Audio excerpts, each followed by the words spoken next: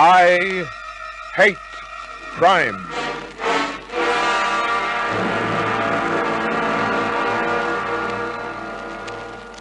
One of the nicest spots in town is the corner of Martin Place and George Street, right at the GPO.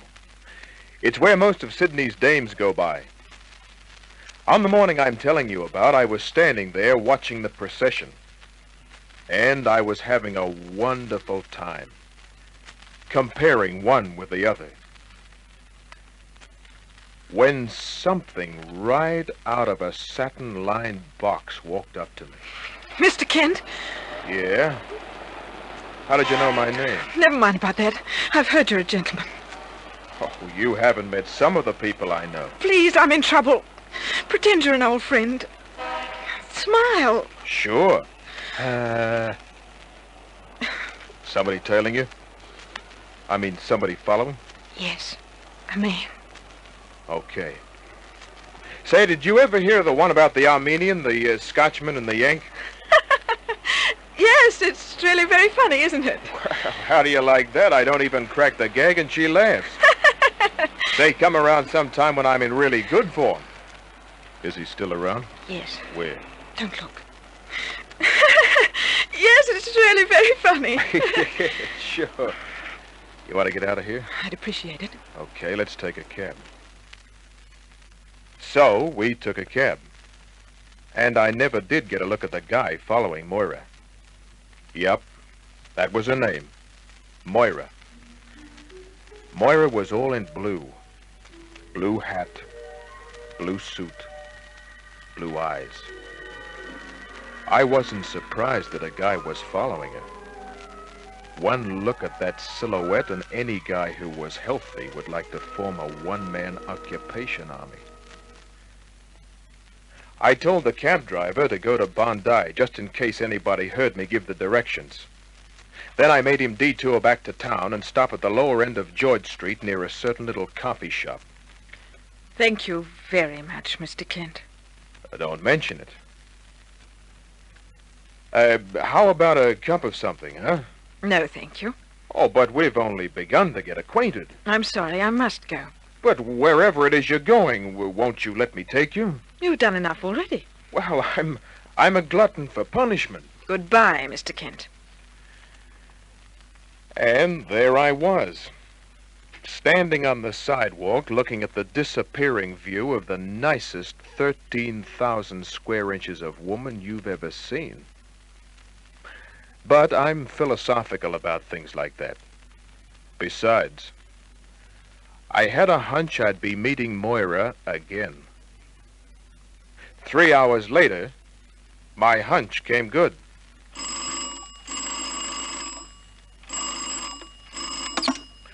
Larry Kent, private investigation. Moira Stanton, you met me at the GPO this morning. Yeah. I've been thinking about you. I've been thinking about you. Seriously? Very seriously.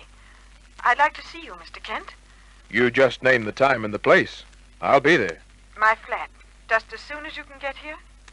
I didn't waste any time. I got her address, hung up, took the lift, got into my car, broke 3 traffic regulations, and was standing at her door in 5 minutes. She was waiting for me. Come in, Mr. Kent. Thanks. I took a look around.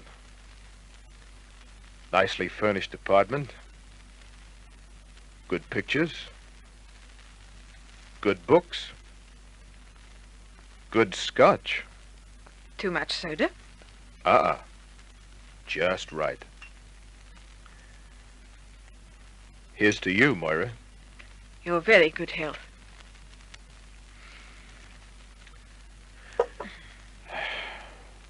Nice place you've got here. It's comfortable. Mind if I turn on the wireless? No. The stage was being set for something.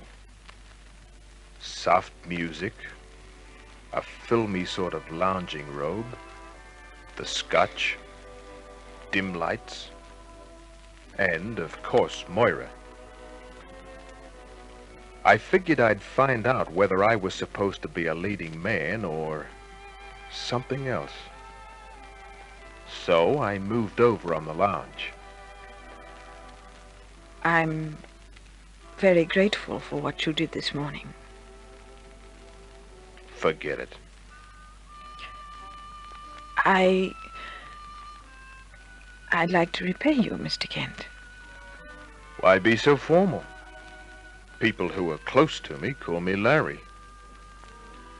It seems that we're very close. Yeah. Closer all the time. Mr. Kent, Stop talking.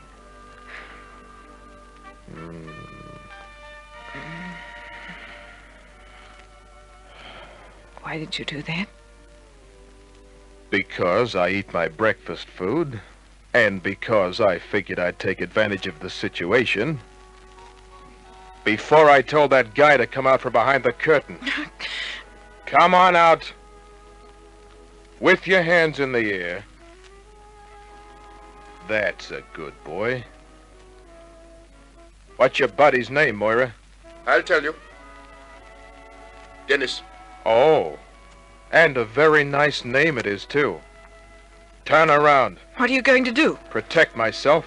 To save you any trouble, the gun is in my right-hand pocket. A 45. Did you intend to use it on me? It would have been in my hand if I had. You could have had your hand in your pocket. All right, what's it all about? We wanted you to help us. By posing as a target? Dennis wasn't going to shoot you. He stayed there to listen to our conversation. I didn't think you'd kiss me. You left yourself wide open for it. But suppose I hadn't kissed you. Then I would have asked for your assistance. In what capacity? We need someone we can trust. Huh. I'd say you don't trust anybody. We have to be very careful. Uh-huh. Do you trust me now? Dennis? I think so, Moira. So what happens? I give you back your gun, relax, and then wait for someone to plug me. Oh, no thanks. Mr. Kent. No, I don't like the setup, sweetheart. I don't know what the score is, and I'm not interested in finding out. So I'll just keep the 45, walk backwards, and say goodnight. Please listen to me, Mr. Kent. I didn't listen. It looked too much like a frame job, so I hit the road. When a dame hides a guy with a 45 behind her living room curtains, I'd rather be sitting in a movie. That's just what I did. I went to a newsreel. Then I visited the office, looked at some bills, and went home for a shower. After that, I sat down with my address book. Who is it? Moira! I put away my address book. Felt for my .32 in its holster, in case Moira had an escort. And then I went to the door.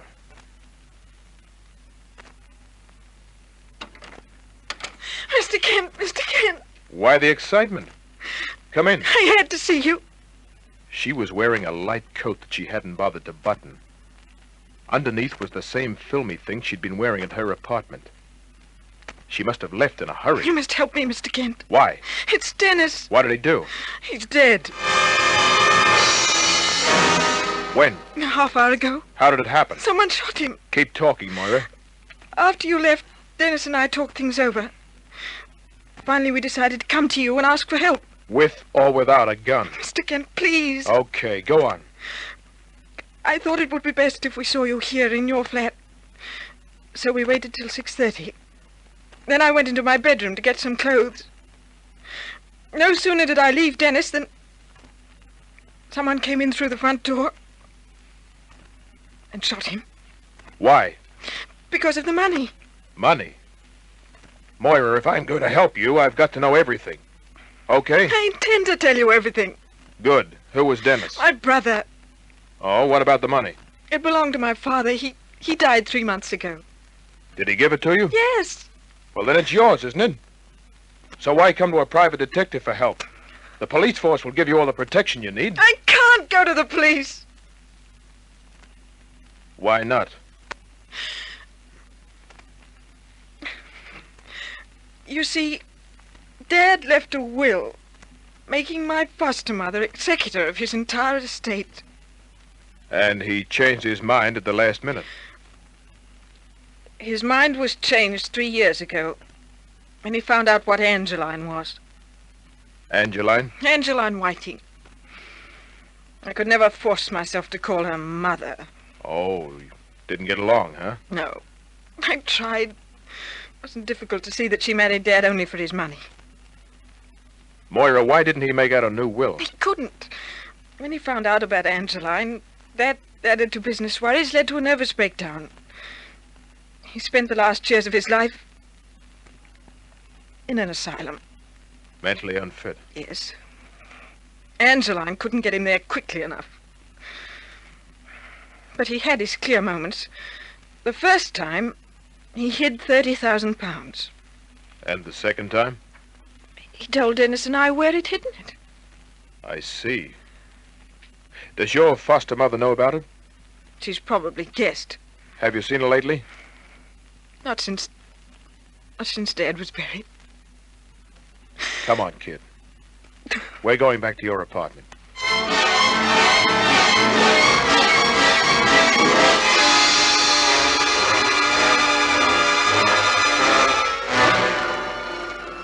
Moira was all shaken up.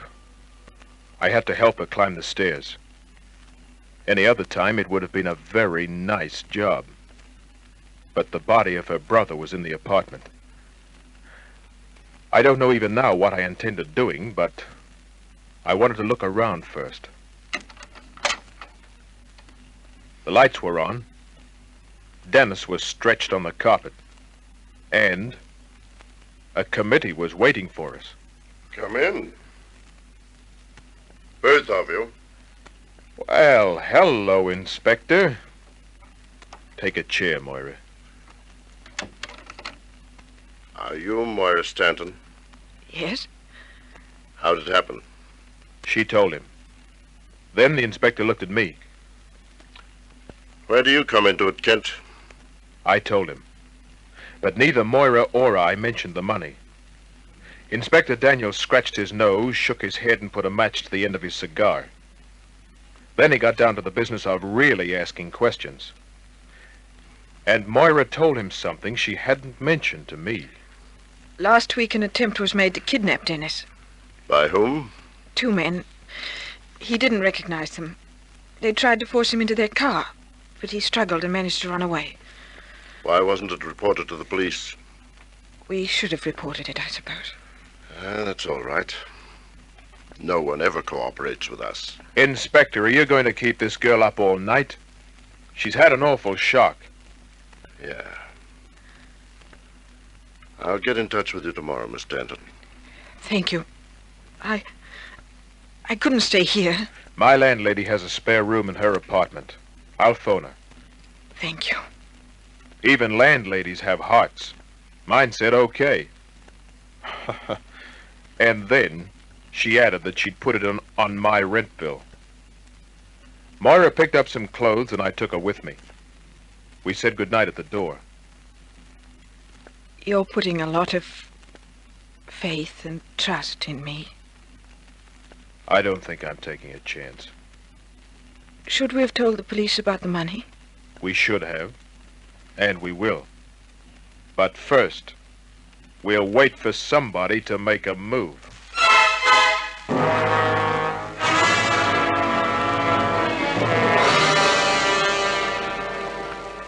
£30,000 is a lot of potatoes. And there were undoubtedly some characters in town itching to dig it up. In the morning, there was a call from Inspector Daniels. He wanted to ask Moira some questions again. I drove her to headquarters and recommended that she stall and play dumb. That wasn't exactly cooperating with the boys in blue, but, well, they don't always use their imagination. I went to my office and sat there for an hour or so, and then... Good morning. 2 characters walked in. They were well-dressed and smiling. The more talkative one of the 2 made the introductions. My name is Tom Ellis, and this is my partner, Bob Allen. Hello. What can I do for you, gentleman. You take cases the police won't handle, don't you? Sometimes. But it's according to why the cops won't touch the case. Oh, there's nothing illegal about this. You see... He started talking. It was a good story. Ellis and Ellen were supposed to be business partners. It seemed that one of their employees was typing on the cash register and they wanted to catch him without any police action. I listened. The guy was such a good talker that I was completely taken in. If we find that the man we suspect is guilty, we'll discharge him and let it go at that, see? Mm-hmm. I got out of my chair and walked to the window. It was a big mistake. Grab his arm. Got him. Take it easy. Okay. Bob, which isn't my friend's real name, by the way, was once a champion weightlifter, Kent. And he wasn't kidding. I couldn't move my arms. See? It doesn't pay to struggle. What do you want? The 30,000 pounds. Outside of a bank, I've never seen 30,000. The girl came to you. She either gave it to you or told you where it is. Moira? You know I mean Moira. She never told me about any 30,000 pounds. Hold him very still, Bob. I've got him. Where is it? You're wasting your time. What did she do with the money? How many times do I have to tell you that I... Let go of his arms, the door. Kent, I didn't know you were busy. Well, come right in, Inspector. Well, yes, come in. We were just leaving. Don't let them out, Inspector. What? They're standover men. Standover men? What's all this about? Kent here is a very bad loser, Inspector. He doesn't like to play his poker debts. Don't listen to them, Inspector. It's 2 against 1, Kent. Search us if you like, Inspector. Daniels accepted the invitation. They didn't have anything on them that even resembled a weapon. Smart boys. I had to stand there and watch them leave. Still, I was very glad the inspector walked in when he did. I could almost hear the wheels churning in his brain. If they're standover men, why are they here? They had an idea that I could give them some information. On what? On some racetrack deal. Why did you come here? Because I'm not satisfied that you've told me all you know about that murder case. Everybody I meet this morning thinks I'm holding back information. It wouldn't be the first time. No. But one of these days, Kent, it'll be the last time. I'll remember that.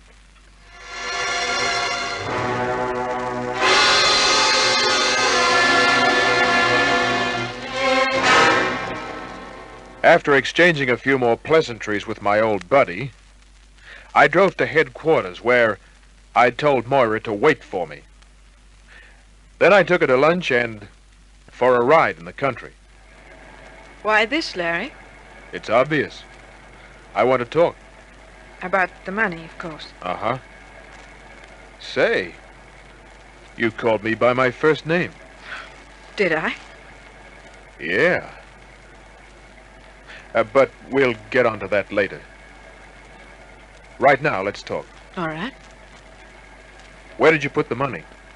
In my safety deposit box at the bank. Has your foster mother complained about 30,000 missing from your father's estate? No. But I'm sure she knows it's missing. From what I can make out, she's not the type to let 30 grand slip away. It's one thing I can't understand. I can. Larry? Yeah? I think a car is following us.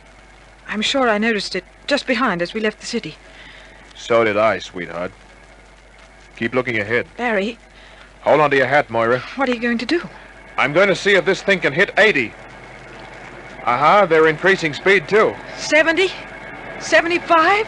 If I remember right, there's a dirt road on the left ahead somewhere. Yeah, we're coming to it now. Get ready for it, Moira. If they're not, they'll never make it. Here goes.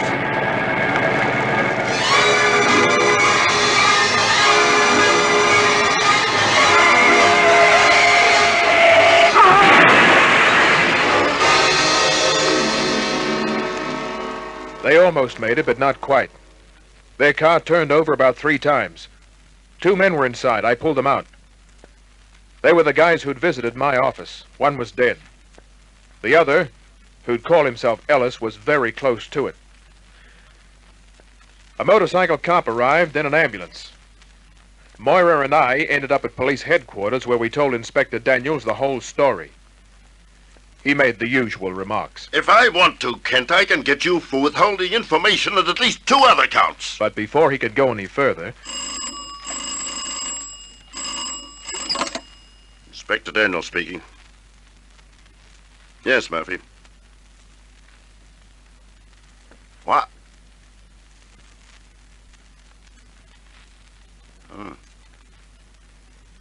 I see. He did, eh? Uh-huh. Thanks, Murphy. Well, Miss Stanton, it looks as though you'll eventually get to keep that 30,000 pounds. What happened? Did Ellis talk, Inspector? Yes, just before he died. But his name wasn't Ellis. It was John Cartwright. Cartwright. Dad mentioned that name. It seems that he was, well, very friendly with your foster mother. So friendly that he was willing to kill for her. And for 30,000 pounds. But where did the other guy come into it? He was just a small-time hoodlum hired by Cartwright. Uh-huh. Where do you go from here, Inspector? Well, my next move is Angeline Stanton. I'll arrange for a warrant right now. But Angeline Stanton wasn't available when the cops arrived at her place. She must have been psychic. Moira turned the 30,000 pounds over to the authorities and was told she'd get it back in a short while. And me? Well, I stayed close to Moira. First, because I liked her. Second, because her foster mother hadn't been caught. We wondered where she was. But one night in Moira's apartment, we stopped wondering. Don't move. Don't move! We didn't. She had a gun in her hand. Her dress was filthy. Her hair hung lankly over her face. Her eyes blazed. Angeline. Yes. Surprised to see me, aren't you? What do you want? What do you think I want? The money. I've given it to the authorities. I want the money, Moira. Before your father died, he ranted and raved. He laughed at me. He said that you and Dennis had the money and that I'd never see it. Well, now Dennis will never see it. I want the money. You're mad. I want the money. Get it for her. Who are you? That doesn't matter. Go to the desk drawer and get the money, Moira. Yes, and remember that I have a gun. When I said desk drawer, Moira understood. There was a .32 in it. A gun I'd placed there for her protection. Angeline kept looking at me, watching my every move. I relaxed my arms. Keep your hands up. Sure. No tricks, whoever you are. She concentrated on me, pointed the gun in my direction. Meanwhile, Moira was at the desk. She pulled out the drawer. Then she had the gun in her hand. Angeline! Angeline swung a gun towards Moira. I saw that just as I dived for her legs. Her shots were as wild as she was. Let me go. Let me go. I'll kill you. Let me go. I'll kill you. I'll kill you. But her killing days were over. We tied her up. The cops came and took her away, and she ended up in a straitjacket. She'll spend the rest of her life in a room with padded walls, first talking quietly and then screaming, but always about 30,000 pounds. But Moira, Now, there's a dame who's going to enjoy her money. I want you to help me spend some of it, Larry. Sure. What will we do? You tell me. Well, we can go somewhere. For instance? Well,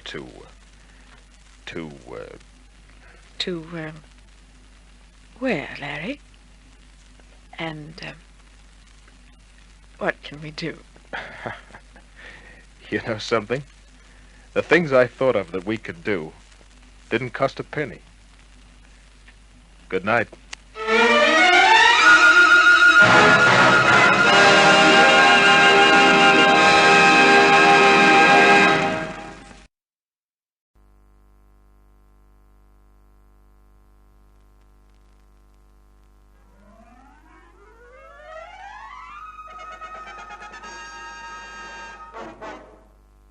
It had been quite a night, so I got to the office a few hours late. I opened the mail, put 2 bills in a drawer of my desk, tossed an ad for a new type of corset in the waste paper basket. I sat for a while, then I went to the window, looked down at the busy street. I saw a car pull up at the curb, a prowl car. A mob of cops get out. A few seconds later, another prowl car pulled up further down the street, and another group of the boys in blue emptied onto the sidewalk. About 5 minutes passed, and then... Hi, Kent. Hello, Sarge. My visitor was Detective Sergeant Paul Conway, CIB. He looked around the office as he walked to my desk. How long have you been in here, Kent? Oh, a while. How long? About, quarter of an hour. Anybody come in? No? Fellow with a bullet in him? Bullet, huh? Yeah. Well, that's interesting, but the answer is still no. We chased him through the streets. We think he may have entered this building. Well, he's not here, Sergeant. I'll open the desk drawers if you like. I didn't ask for any cracks. Well, I'm just trying to help, Sarge. How about the broom closet or the safe? What do you want him for? Murder. Did you guys put the bullet in him? No. Fellow he killed it. Well, I'm only wasting my time here. Yeah. Oh, what's the guy's name? In case I see him. We don't know. Keep your door locked. I'm giving the same instruction to everybody in the building. Right, Sarge. I locked the door. Sat behind my desk again. Half an hour passed. I went to the window. The prowl cars were gone. I lit a cigarette. And then... Well, holy lucky thing he didn't take your suggestion about that broom closet. You're the guy that... Yeah, that's right. I came up the stairs. Your door was open, so... It's a bad habit of mine. You got anything to drink? I'm not in the habit of offering my scotch to killers. I'm no killer. Yeah, well, this is one time I'm believing the cops. Oh, no. Look, put the gun away. I came here to get your help. Sorry, brother. For the love of heaven, give me a drink. Sure. I'd also call the cops and tell them to bring a doctor. No, it's only just a flesh wound. My arm stopped bleeding already. How about the blood all over your face? Huh? Oh, a bullet creased my scalp. It knocked me out. Yeah, you really had yourself a little war, didn't you? Yeah. Sit down. No, don't use the phone, kid. Sorry. Look, will you listen to me first? Then after I'm through, you can make up your mind what you want to do. Oh, please, Kent, give me a chance. Criminal Investigation Branch. I was always told you were a square shooter, Kent. That's why I came here. Please, Kent, listen to me. Hello. This is the CIB. Sorry. Wrong number. Okay, you can talk. First, what's your name? Edwards. Frank Edwards. Why were the cops tagging you? Well, Look, Kent, can I have that drink? Yeah, all right. Just don't reach for this gun. You don't have to worry about me.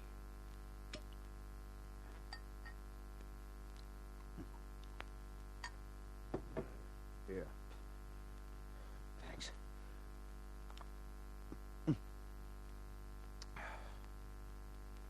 It's better. You said you wanted to talk. Yes, I'll try to give you all the facts. Try and give them to you before I pass out. Go on. Well, I got a telephone call about an hour and a half ago. Yeah? It was from my partner, Sam Kennedy. We run an import business together. Uh-huh. Yeah, well, it was a funny sort of call. I just reached the office. Sam said he wanted to see me at his place. He has a flat over at Marshall Towers there, only a few streets from here. Yeah? Well, I was just about to press his door buzzer. I heard a shot. The walls are pretty thick, but... Well, the sound wasn't loud, but I knew it was a shot. Yeah. Well, I pushed open the door and went in. I saw Sam on the living room floor. There was a fella there, kneeling beside him. And there was a gun on the floor. Well, I started for this fellow kneeling there. The next thing I knew, there was an explosion in my head. Blackness. I guess I must have went out to it. Yeah, give me your glass. Just a minute. Yeah.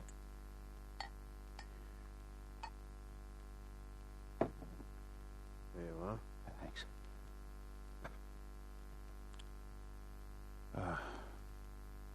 Thanks. I really appreciate this, kid. Save it. Just keep talking. Yep. Well, I don't know how long I was out to it, but when I regained consciousness, this fellow who'd shot me was gone. And Sam was dead. The automatic was still near his hand, but now there was another gun on the floor. I didn't touch anything. I just went down the stairs. Well, I didn't realize how bad I looked. This blood and everything. Well, then I think somebody shouted.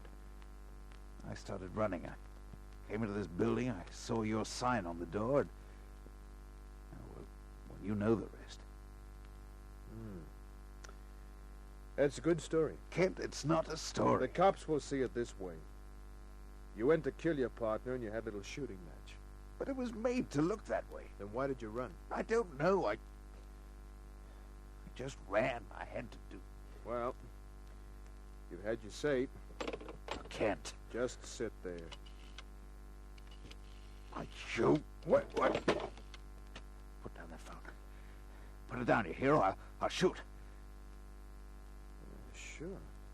That's right. Well, what next? Kent, all I want to do is convince you that I'm innocent. Holding my own gun on me isn't the way to do that, Edwards. I'm not going to let the police get me. They will, sooner or later. Listen, Kent, I can pay you. For what? Prove I'm innocent. You know, you say the darndest things. It's true.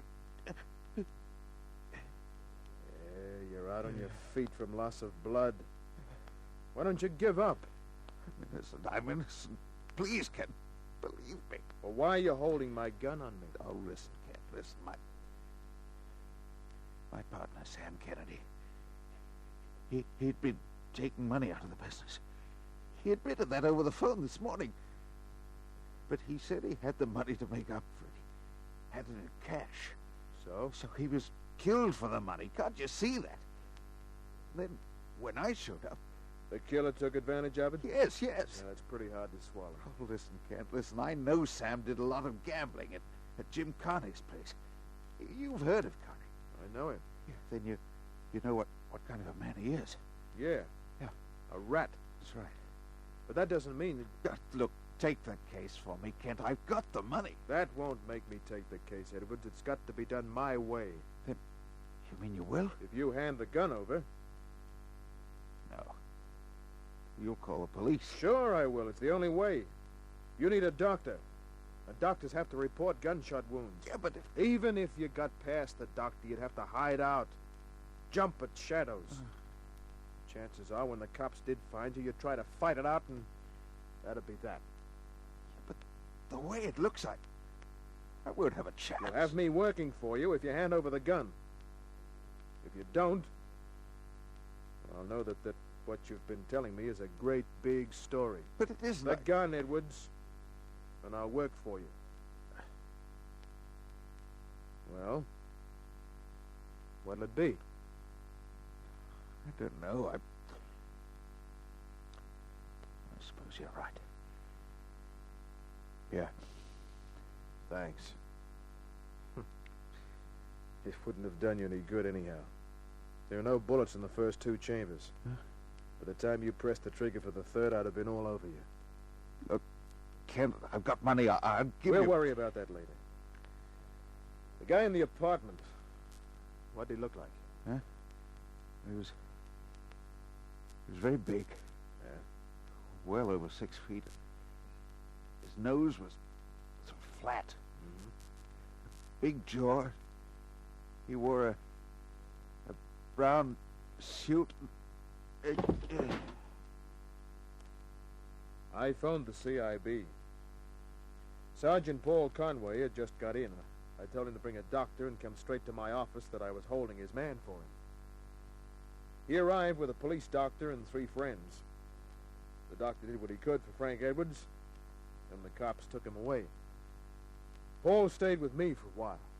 So, you had him all the time. Yeah, but I knew nothing about it. He was in the broom closet. Am I expected to believe that? No, but it's the truth. That's a laugh. If you think so, this will make you hysterical. I figure he's innocent. Too bad I'm not the laughing type. Yeah, if you were, here's something that'd make you roll on the floor. I'm going to prove he's innocent.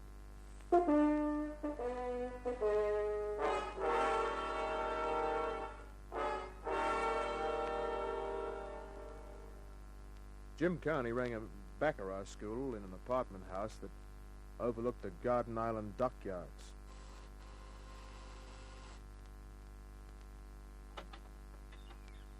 Well, you never know who's going to be at the door these days. Mae Thomas went with Connie's apartment. She was built like a hen-pecked accountant's pipe dream. Come to play some baccarat, Private Eye? Maybe.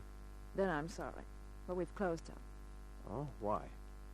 We heard that things were going to be warm for us. So, Jim's looking around for new surroundings. Jim in? Nope. I'll bet you a $5 you're wrong. It's easy money. You're on. Come in. Thanks. Larry Kent? I'd like you to meet Chipper. Chipper Davies, late of Melbourne. Hi. Hello.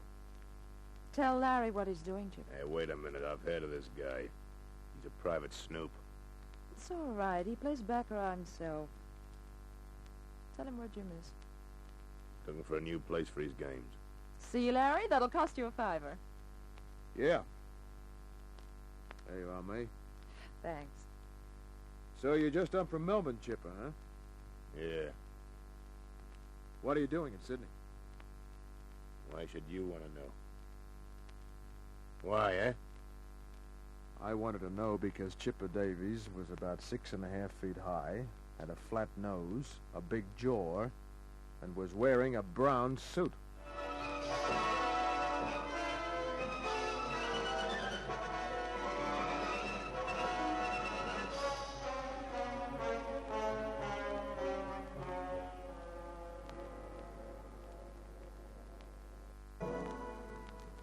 I don't like blokes staring at me, Private Eye.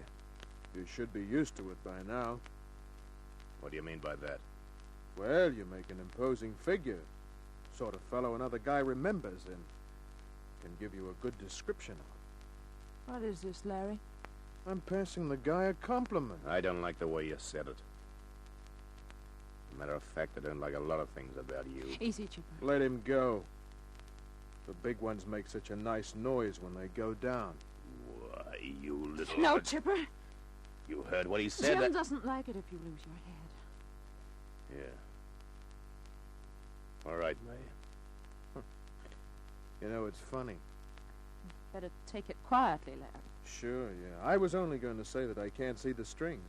Strings? Yeah. The strings that Jim Carney pulls to make you move. You know something? I'm gonna like meeting you in a dark alley one of these days, Private Eye. Just name the alley. You're not using your head, Larry. Chipper didn't use his a few hours ago, either. I don't get you, Kent. Don't you? Maybe you'd better explain, huh? I'll get closer to you because you're not talking loud enough. Chipper. Jim. Well, what's this? Hello, Connie. What are you doing up here, Kent? Just having a talk with your paid assassin. All right, Kent, you asked No, for you it. don't. You take one more step, Chipper, and I'll put another buttonhole in your shirt. Gun and all, huh? Come over and make it a trio, Connie. You sure you know what you're doing, Kent? Positive. Maybe you'd better think about it, Larry. I've already done my thinking. About 5 grand's worth. Which means 5,000 pounds, Connie. you don't make sense. I will in just a couple of minutes. I figure that what I know is worth 5,000 to you, Connie. For that kind of money, you'd have to know a lot. I do. Like... well... like what, Kent? The 3 of them were looking at me intently. There was fear in their eyes. I got ready to do a lot of guessing, some lying, and a lot of bluffing. I'm waiting to hear what you've got to say, Kent. Your, hired gun looks worried, Connie. I'm gonna get my hands on your neck and I'll... That'll be a change. You used a gun this morning. What is this, Kent? Sounds to me like some comedian's been giving you a lot of misinformation. The comedian had been hit with 2 bullets. What's this crumb talking about? The guy's name is Frank Edwards. Had a partner named Sam Kennedy. I said had because Kennedy is dead. Sam Kennedy? Dead? Yeah. It's the first I've heard of it. Why, Sam's one of our clients. Yeah. He was only here the other night. Which is why Chipper's here now. Which is why Sam Kennedy is dead. You're still not making any sense, Kent. Look, Connie, let's put our cards on the table. Here's what I know. First, Sam Kennedy was losing a lot of dough playing baccarat till the other night when he made a killing. He won a little. He won a lot. That's why you've closed the games. You don't want the police asking your other clients a lot of embarrassing questions about exactly how much he did win. It was a few hundred. It was enough so that Connie and you wanted your hands on him. It was enough so that you could afford to import our friend Chipper here from Melbourne. I like this crumb less and less. You keep your distance, sonny boy. Kent, this is all very interesting. Oh, I'm only starting. Let him keep talking. He's got such a wild imagination. No, honey. No, not imagination. These are facts.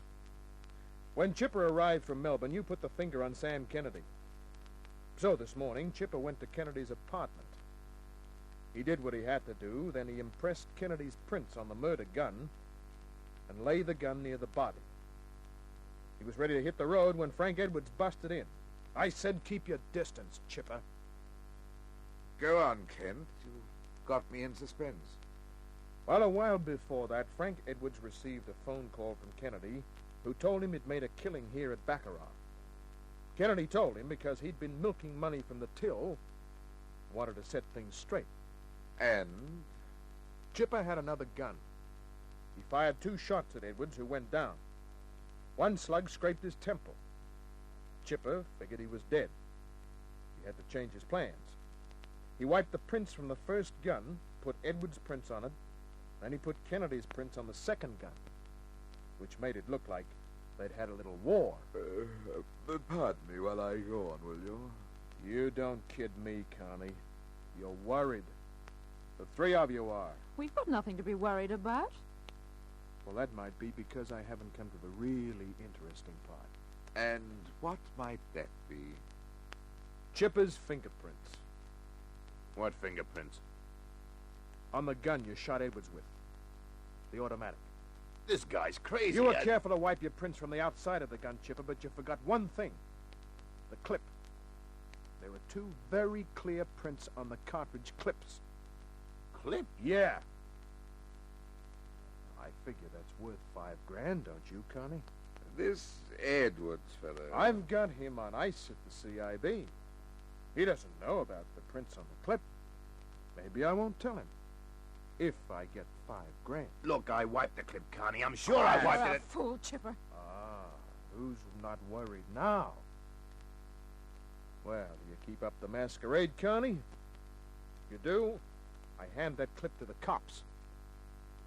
Where do you have it? Yeah, that's better. I said, where do you have it? In a place you'll never find it. But it's yours for $5,000. I can't get that kind of money without going to the bank. I'll give you 8 hours to rake it up. But 8 hours. I'll be waiting in my apartment. It's 5 o'clock.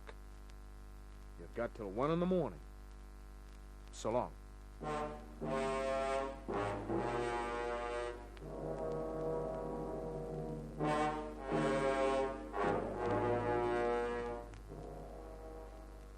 Well, I'd done my guessing and my lying and my bluffing, and it had paid off.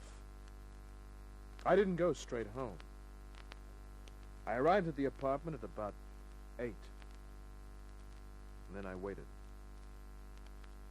9 o'clock. 10. 1:30.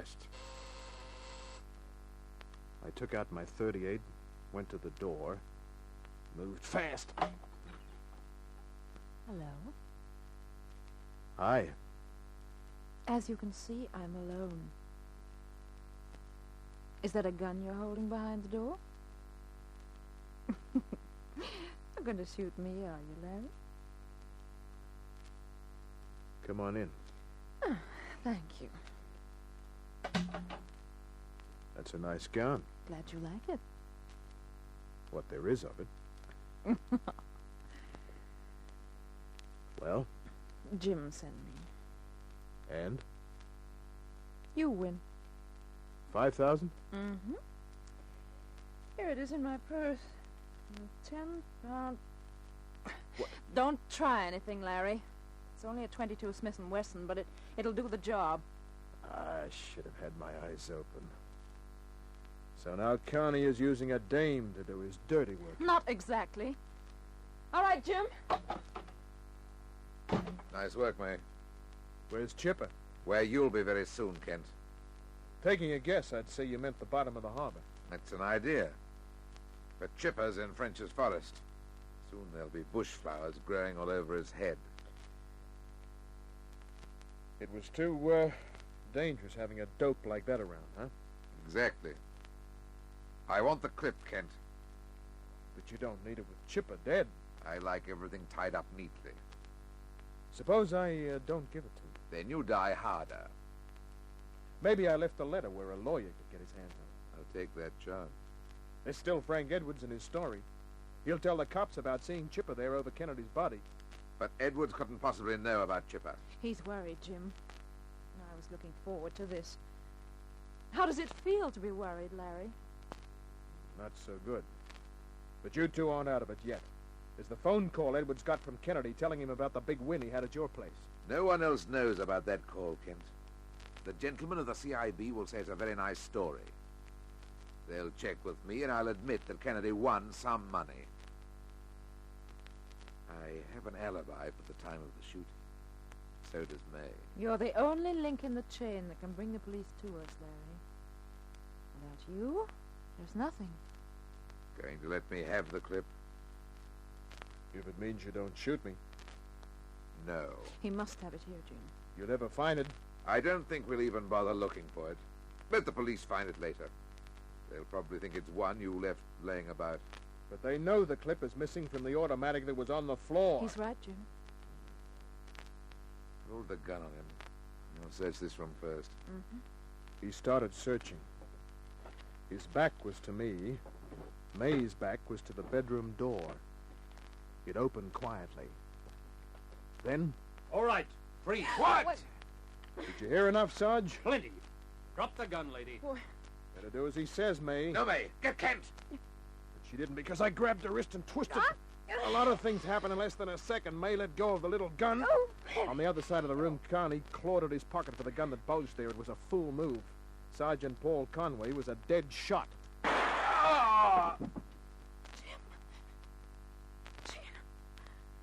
I don't think he hears you, May. But we're going to hear you, aren't we, lady? Down at headquarters, if you're smart, you're going to tell us a lot. And she did. The body of Chipper Davis was recovered. I got a check from Frank Edwards. Believe it or not, some kind words from the boys in blue. On top of that, Frank Edwards had a sister. She appreciated all I did for her brother. She was a redhead with green eyes and a wonderful nature. She had a nice apartment all by herself over at... No, that's one thing I'm not going to broadcast. Good night.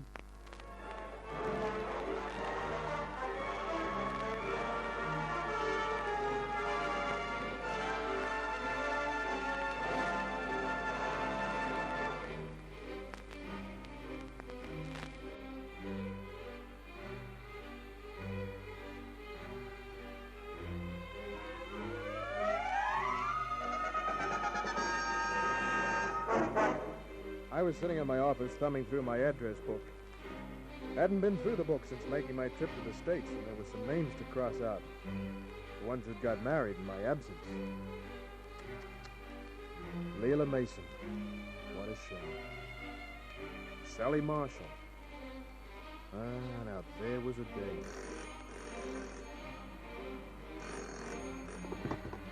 Larry Kent, Private Investigations.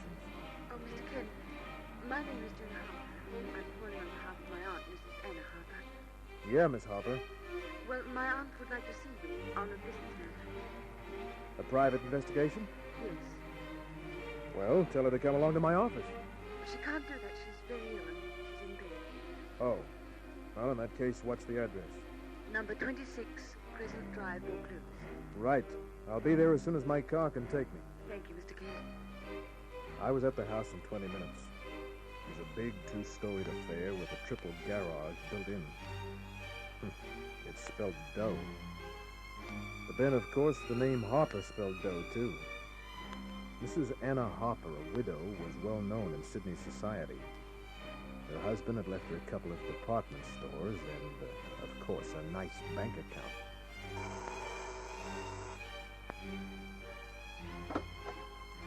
I'm Larry Kent. I'm June Harper. Please come in, Mr. Kent. Well, thank you.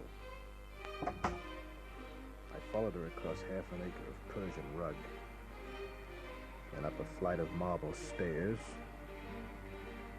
down a hall. Yes? It's June, Auntie. I have Mr. Kent with me. Come in. You can leave us alone, June. Yes, Auntie.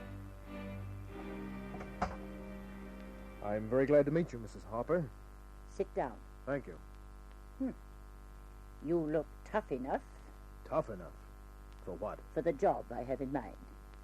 But then, if you're lucky, you may not have to be tough. Exactly what is it you want done, Mrs. Harper?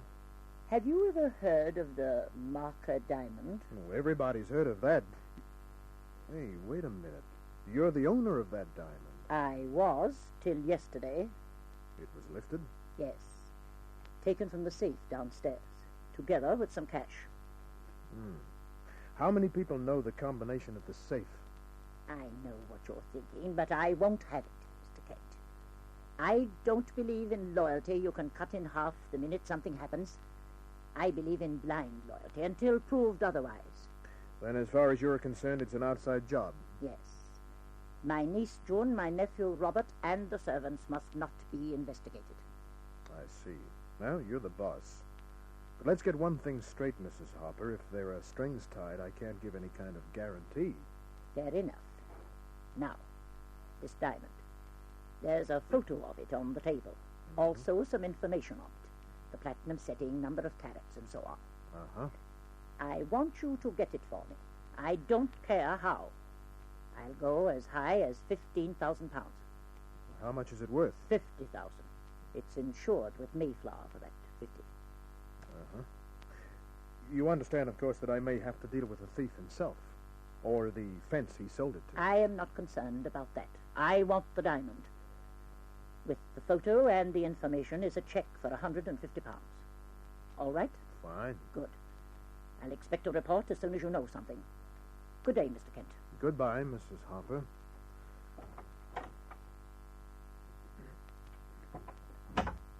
Mr. Kent, Yeah? I know, of course, why you saw my aunt. If there's anything I can do to help, If there is, I'll get in touch with you. please do.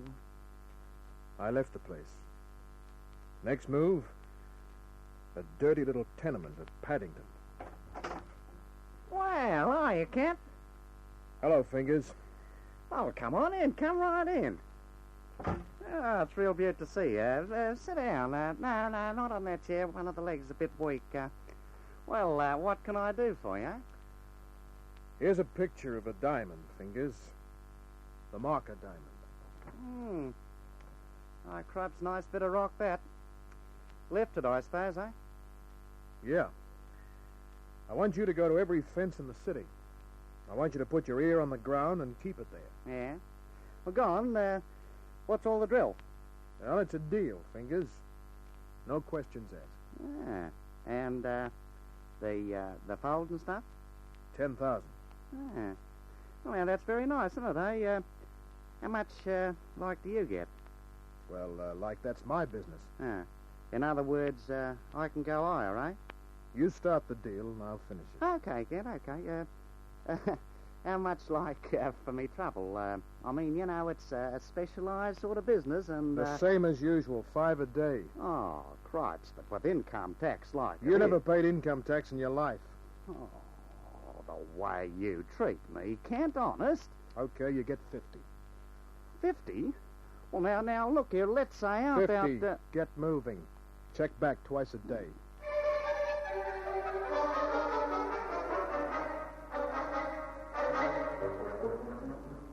Three days passed. Each check was the same. There's like nothing doing yet, Kent, but I'm staying right on it. You know me. Then, on the morning of the 4th day... Good morning. She did a nice, slow, dignified dance to my desk. She had a cold but pretty face that led to very interesting avenues of exploration. Her business suit was severely cut, but the tailor didn't have a chance with those curves. Looking at her was like following a road map. Pacific Highway near the Hawkesbury, for instance. Not one straight line. My name is Marcia Spence. I represent the Mayflower Insurance Company. Well, I'm happy to know you. Won't you, sit down? I won't be here that long. Oh. What's on your mind? The marker diamond? Precisely. Oh, precisely. Aren't we all business? What's up? Investigators from the company have heard your name mentioned. Also, there's an unsavory character named Fingers. Oh, so the Mayflower investigators are working underground, too. As you know, Mr. Kent... Yeah, even dignified companies like Mayflower sometimes have to stoop over a little. But what's that got to do with you and me? It has nothing to do with us personally. Then, I'm here to make you an offer. Yeah? £1,000 if you're instrumental in returning the marker diamond to Mrs. Harper, or if you can prove Mrs. Harper has no legal claim. Mayflower suspects dirty work. I offer no explanation. I merely mention £1,000. Are you interested? Well, I don't know. Maybe we could discuss it over a few drinks, huh? I would much rather remain impersonal. Don't you ever have any fun? Yes. I'm often amused by the antics of wolves. Oh. Good morning, Mr. Kent. That was telling me off. She did her dignified dance to the door, turned around for a final look, got... and... I like icebergs. It's so rewarding when they melt.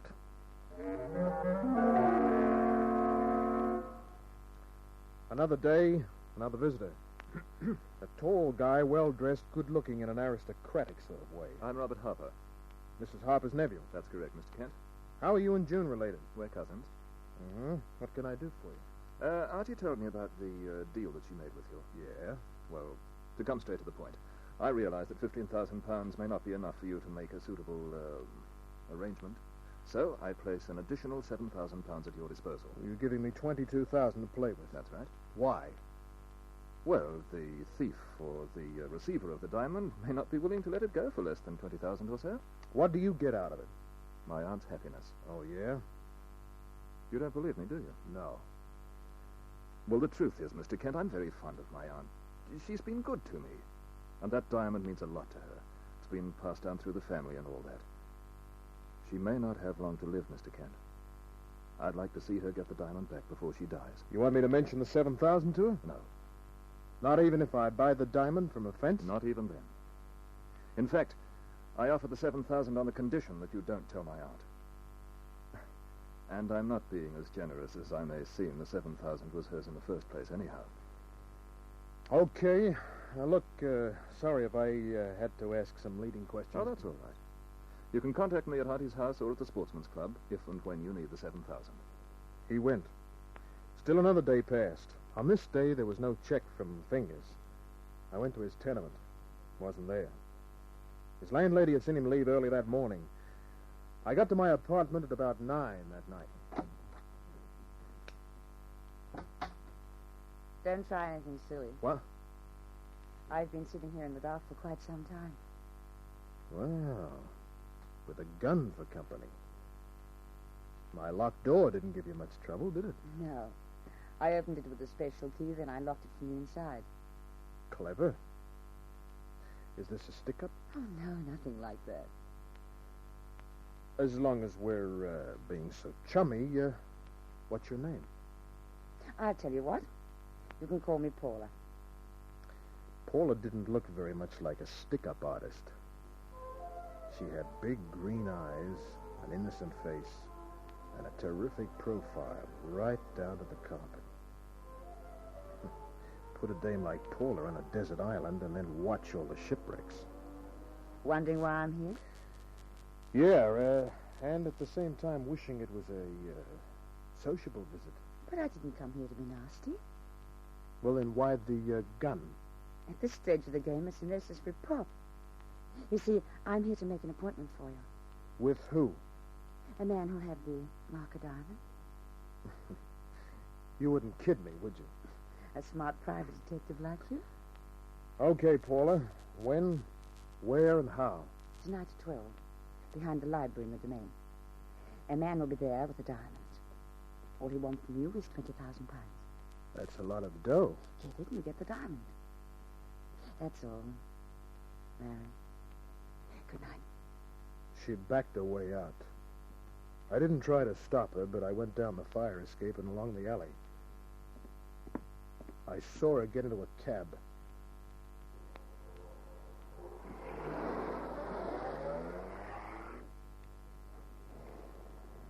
I took the license number just in case. After that, I had a lot of work to do. I saw Mrs. Harper, got the $15,000, went to the Sportsman's Club, and got $7,000 from Robert Harper. Then, just before 12, I headed for the domain. Went behind the library, waited, saw no one, and then a stab of flame from a silenced gun and a burning pain in my side.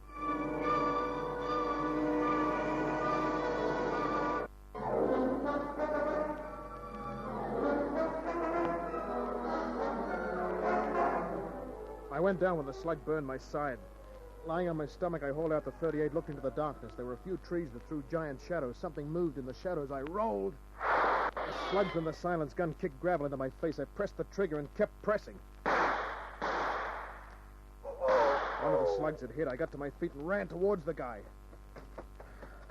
When I got close, I saw that he was on his knees. He lifted his gun, but... And that was that. Except for the cops who came running from all directions. An hour later, I was at police headquarters with Inspector Daniels. The police doctor had already strapped my side. The slug had bounced off a rib. It was painful, but not dangerous. Daniels was in his usual mood. So this is why I was hauled out of bed. Sorry. What's it all about? I got a phone call to see a guy about a case. I was supposed to meet him near the library. At midnight? The customer is always right, Inspector. Exactly who were you supposed to see? He didn't give his name. Who was the guy, anyhow? A thug who's wanted for murder in Victoria. Now that I've answered your question, how about telling me the truth? I've already told you the truth, Inspector. Do you expect me to believe that cock and bull story? Look, you're up to your ears in something. I know for a fact that you're trying to buy the Marker diamond. My fizz gigs have heard of it. Okay, so I'm trying to buy it. It's not the first time it's been done. Does this little party tonight tie into it? If it does, I don't see where. If you're lying, Kent... Lying? Me? Why, Inspector? One of these days, Kent... Get out of my sight. I did. I went home. I wanted to be nice and fresh in the morning so I could be at my best when I found a certain redhead. I hit the hay, got up at 8. The morning paper had been pushed beneath the door. On page 3, I discovered why Fingers hadn't got in touch with me. He was at Mercy Hospital.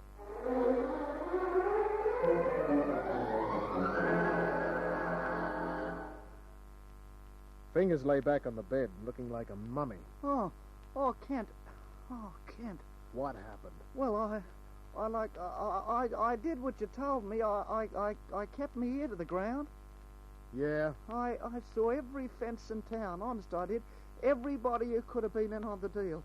Then yesterday, like I'm walking along Rose Lane. You know, Rose Lane up in town. Yeah, I know. Yeah, Go on. Then bang, something hits me and keeps on hitting me. And next thing I know, I'm here. Did you find out anything at all? Nothing, honest, Kent. Not a thing. Oh, leave me in peace. Oh, if I don't die, it won't be because I don't want to. Oh, me head, me arms, me legs. Oh, Christ. I left Fingers, told the matron to send the bill to me, and then I went to the Triangle Cab Company. The night before, the redhead had used one of the Triangle cabs. I saw the dispatcher, showed him my license, gave him the number of the cab. He didn't want to play ball till he saw the color of a £5 note. And then? Oh, see, Sammy. Fat bloke down the garage. I went to the garage. A fat guy was sitting on the garage floor, his back against the wall. He was rolling a cigarette. Your name, Sammy? Who wants to know? The name's Larry Kent. A private eye? Yeah. You can do something for me, Sammy. Look, anybody can say they're Larry Kent, you know. I could say I'm General MacArthur. Yeah, you could if you wanted to. Here. My wallet. Have a look at the license. Uh-huh. Seems okay. Nice wallet. Yeah, made out of Texas cowhide. Real thick, ain't it? Mm-hmm. But if I take a fiver out like this, it gets a little thinner. Yeah. Not much thinner, though. You picked up a redhead last night, Sammy. Did I? I saw you. It was on Morgan Street. Was it? Can't prove it by me. Sammy, you keep a log on all passengers, don't you? Yeah. Well, then you can tell me where you took the redhead, can't you? Well, sometimes a bloke gets forgetful, sort of misplaces his logbook. You got a match? Oh, yeah. Here.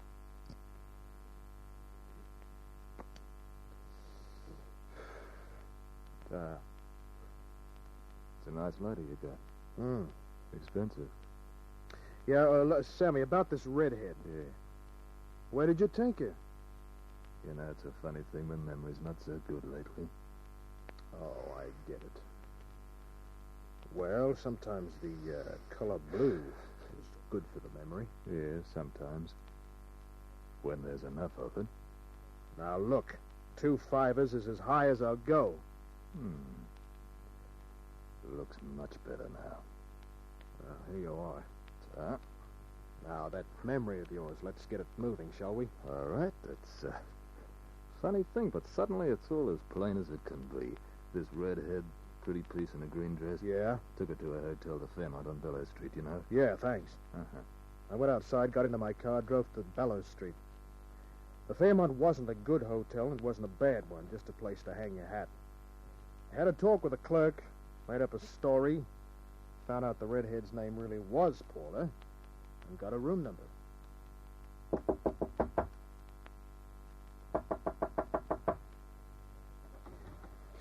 Hi.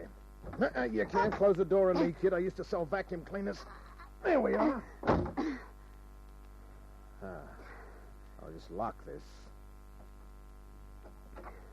Put the key in my pocket. What are you going to do?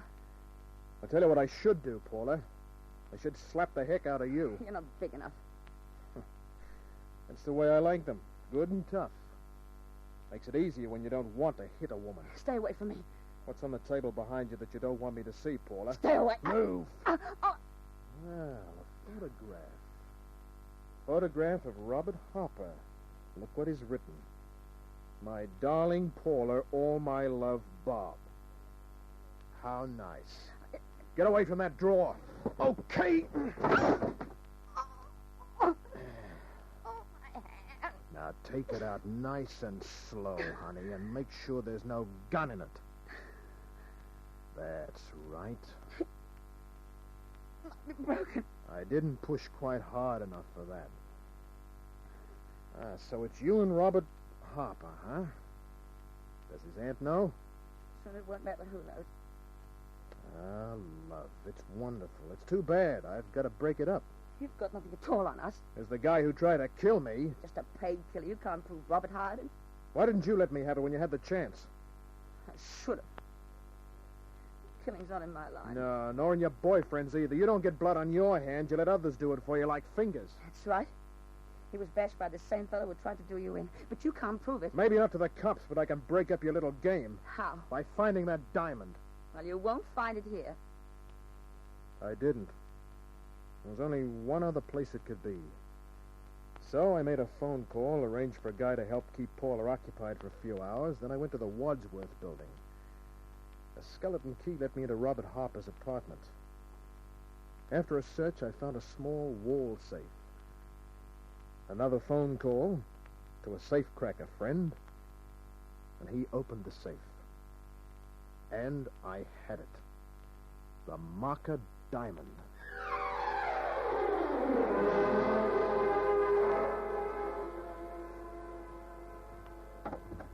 Mr. Kent. Hello, June. What happened last night? We read in the newspaper. I'll explain in a minute. First, do you have any idea where your cousin Robert is? Why, yes, he's upstairs with Auntie. Fine, that saves me a lot of trouble. Look. A diamond? Yeah. Let's go up.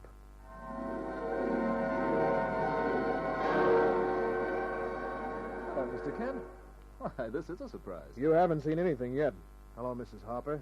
I hope you have some good news for me, Mr. Kent. Oh, I have. Plus your 15,000 and your 7, Robert. But last night you said you'd be able to get the diamond. Yes, we've been trying to get in touch with you. And why did you give Robert that money? It seems to me there's a lot of explaining to do, Mr. Kent. That's right, from me and Robert. What do you mean by that? Sit down and relax. You can't push me around like that. You get up again and you'll make me prove how wrong you are, Robert. What's the meaning of this, Mr. Kent? I'll give it to you fast. Robert here evidently needs money. That's a lie. It's true, Auntie. He's been gambling. I didn't want to mention this, but the other day I heard him speak to a gambler over the phone. It seems that Robert owes him a great deal of money. Preposterous. Give me your version of what happened, Mr. Kent. Sure. Robert lifted the diamond, and then to throw suspicion away from himself, he came to me with an offer to add $7,000 to the money you gave me, Mrs. Harper. I just wanted to make sure that you got the diamond back, Auntie. We'll see. Keep talking, Mr. Kent. The diamond itself wasn't enough for Robert. He wanted your $15,000 too, so through a girlfriend he made a phony date for me to buy the diamond. But his killer didn't get me. Lies. All lies. You call this a lie? The diamond? Where did you get it? In his wall safe. I'll take that and the money. Well, it seems I made a mistake. I didn't figure you'd be carrying a gun. The diamond, Auntie, and the money. No, Robert. You'll have to shoot me to get it, and I don't think you've got the nerve. Give it to me, or by heaven, I will shoot you. You know, I feel exactly the same. I'll take the gun, Robert. Don't come any closer. I grabbed his wrist, twisted. And now... Nicely done, Mr. Kent. June, get the police on the phone.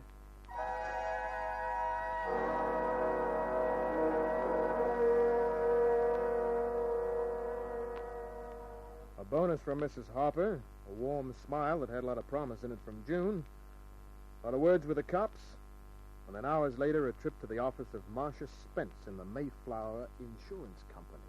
You needn't have come in person, Mr. Kent. We've received word from Mrs. Harper that the diamond's been returned. Oh, there's a little question of, payment. A check is being made out to you. Well, I was thinking about a different kind of payment, something in the nature of a bonus.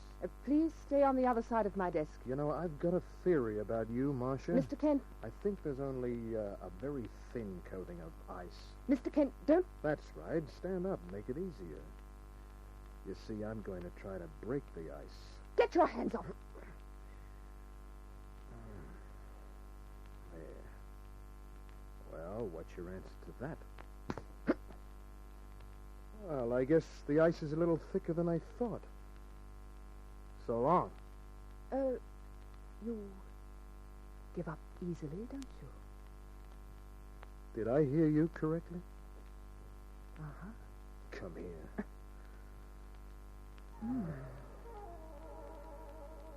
That wasn't rain you saw on the road the other day. An iceberg melted on George Street. Good night.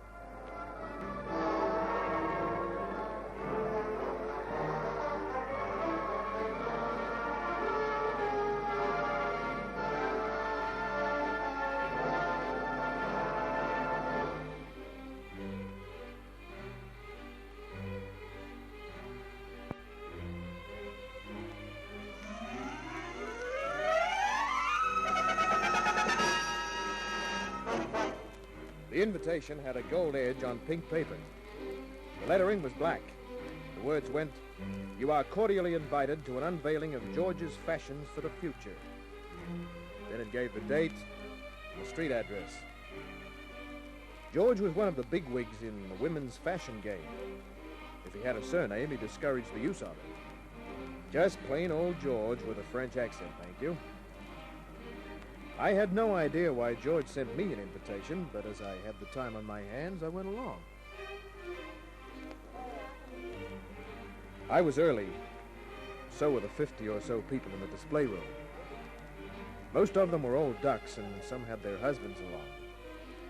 One of the husbands, a little Casper milk toast of a man, came over to me with 2 drinks in his hand. Have one?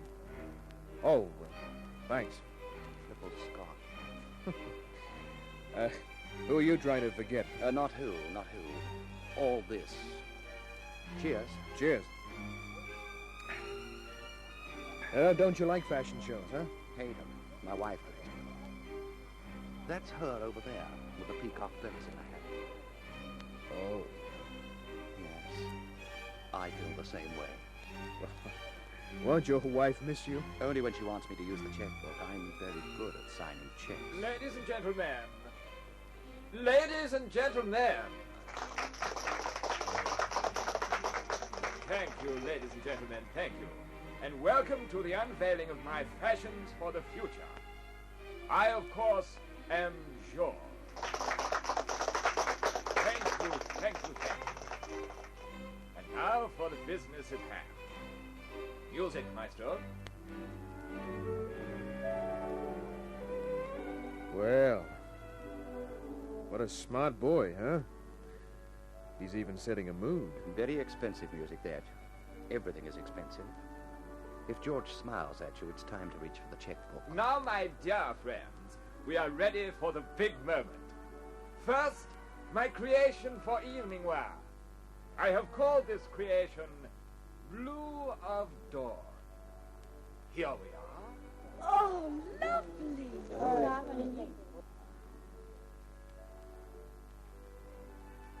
And so it went on. Evening gowns, suits, Ah, lingerie, negligees. have a look at that. Mm-hmm. Nice, isn't she? I say. Well, she winked at you. Yeah. Yeah, a friend of mine. I had no idea she'd be modeling here today. What's her name? If I'm not being too bold. Marla Newton. Very nice. Charming. Such beautiful eyes. We were standing near the platform at the extreme end. Marna came along the platform. Larry. Why, she's talking to you. Yeah. What is it, Marna? See you after the fashion show? Sure. Coffee shop next door. Mm-hmm. I want to have a talk with you. Right. Well, I wouldn't mind going to fashion shows if that's what happened to me. Look, I think your wife is signaling for you. Oh, dear. She probably wants to buy the negligee your friend is modeling. I'm sure they won't have it in my wife's size.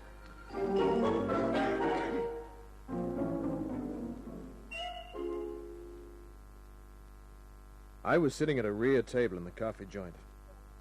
There were about 6 other guys, all escorted. They forgot about their escorts when Marna walked in. She was wearing a tangerine wool dress. Those lucky sheep. Hello, Larry. I was so glad to see you there. Ditto. Coffee? Thank you. Another coffee, please. Well, what is it you want to see me about, Marna? A body. You said body, didn't you? Yes. In my living room. That's a fine place to keep a body. That's just it, Larry. Uh-huh. You mean you want me to get rid of it? Yes. And that was why you were so glad to see me, huh? Yes. Marna, I'm a private eye. I don't think you understand. I didn't kill Ed. Oh, you're pretty familiar with the corpse. His name is Ed Murphy. He was a friend of mine. Seems to me I've heard that name. He was well known around the nightclubs. Played polo, drove a racing car. Yeah, I remember now. You got any idea of why he should be dead in your living room? No. But he had a habit of just dropping in on people. He had a set of skeleton keys. He'd just open the door and go in. It's odd he lived this long. How was he killed? Knife, I think. From the way his clothes are torn. Larry, I didn't kill him. I didn't say you did. Come on. We'll skip the coffee. Have a drink at your place.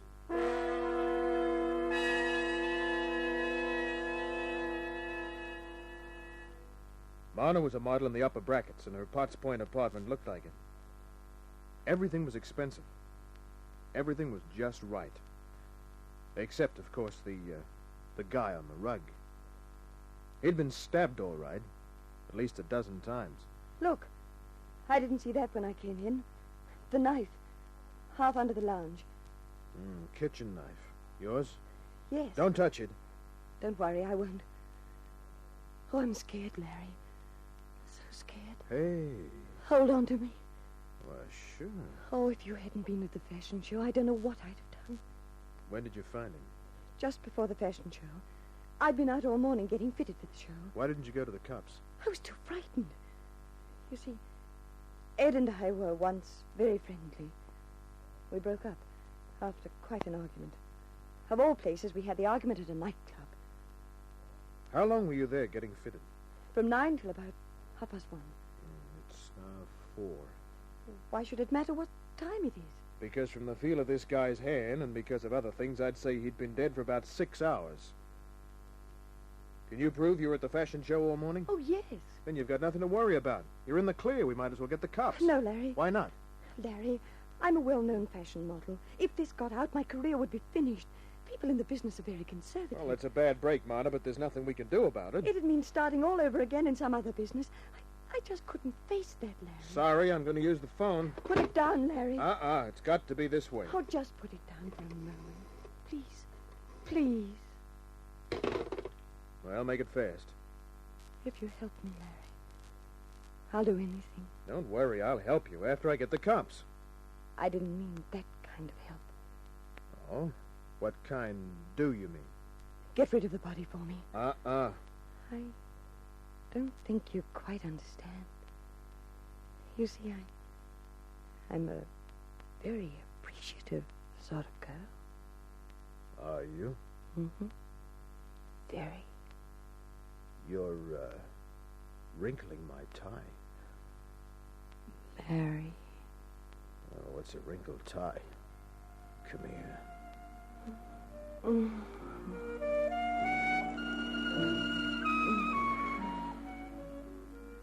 Yeah. Now do you understand? You're quite a girl. I'll confess something. Yeah? During all the time I've known you, I've wanted you to do that. Maybe you should have cooperated earlier. Well, we're cooperating now, aren't we? Speaking of cooperation... Larry! Sorry, honey, there's a right way... Stop it.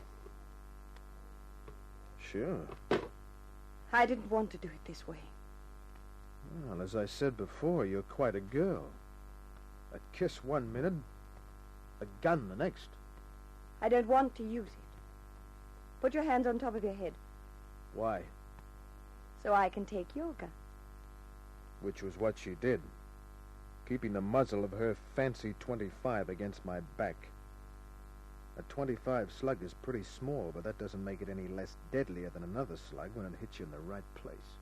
You're going to help me get rid of the body, Larry. Am I? You're going to carry him out the back way to my car. Then we're going for a drive.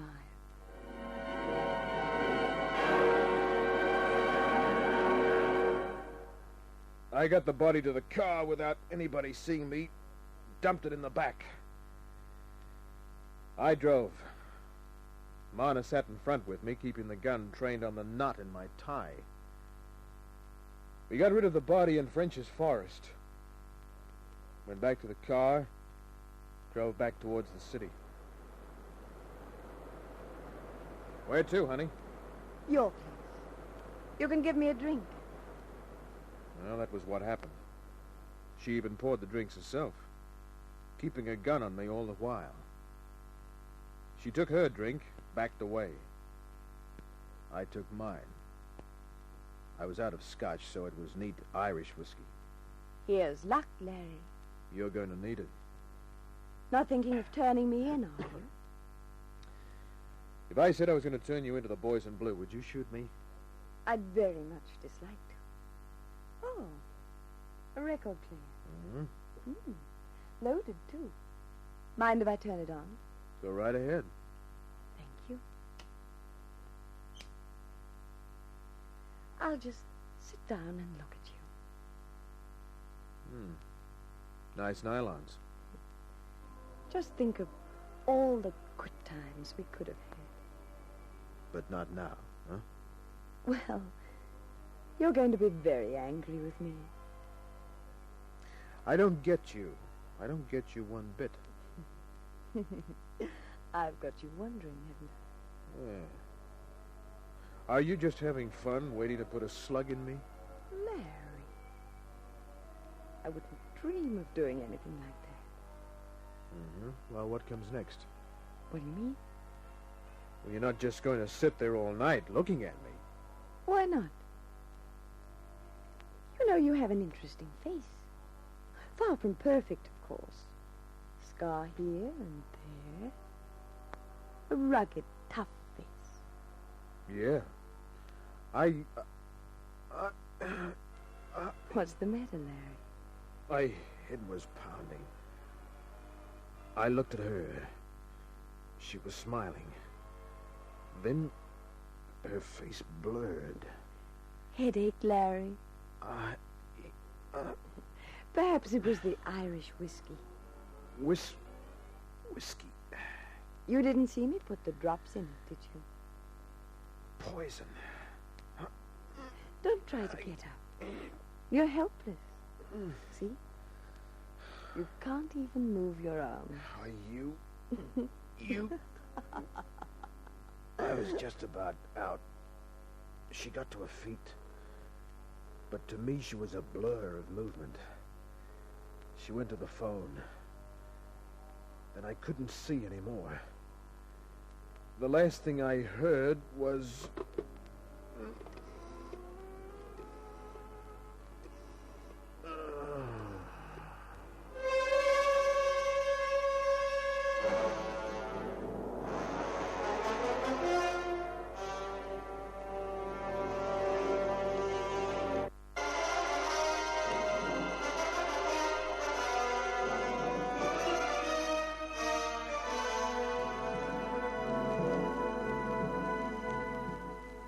Head banging, banging.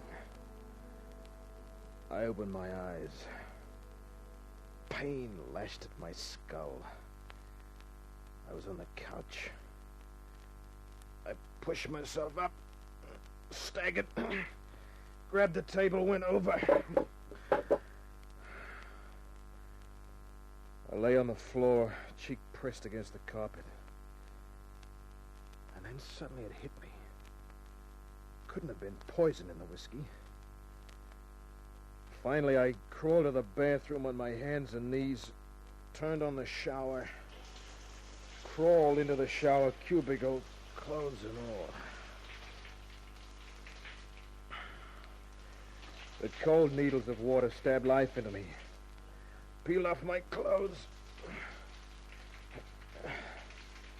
got to my feet, stayed under the shower for at least 5 minutes.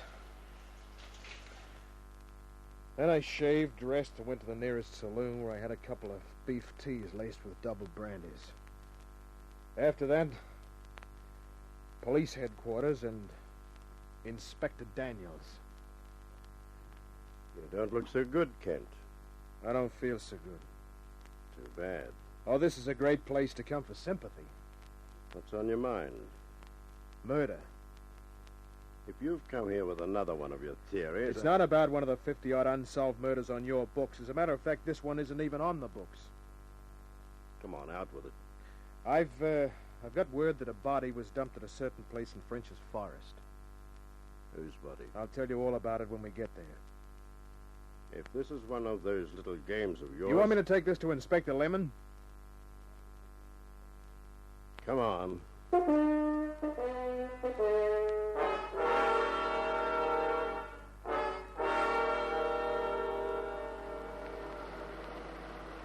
Turn off the road on that clay patch.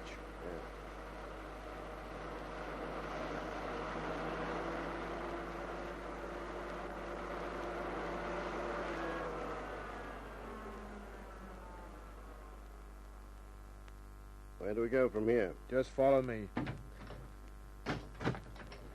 Yeah, straight this way.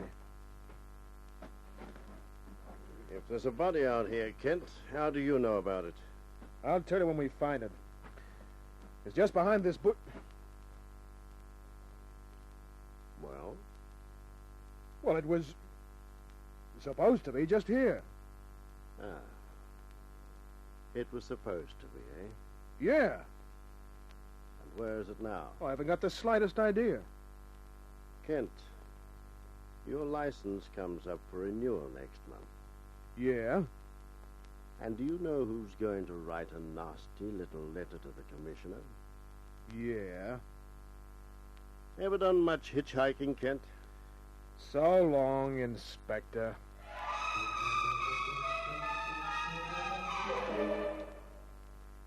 Took me almost an hour to get a lift to the city.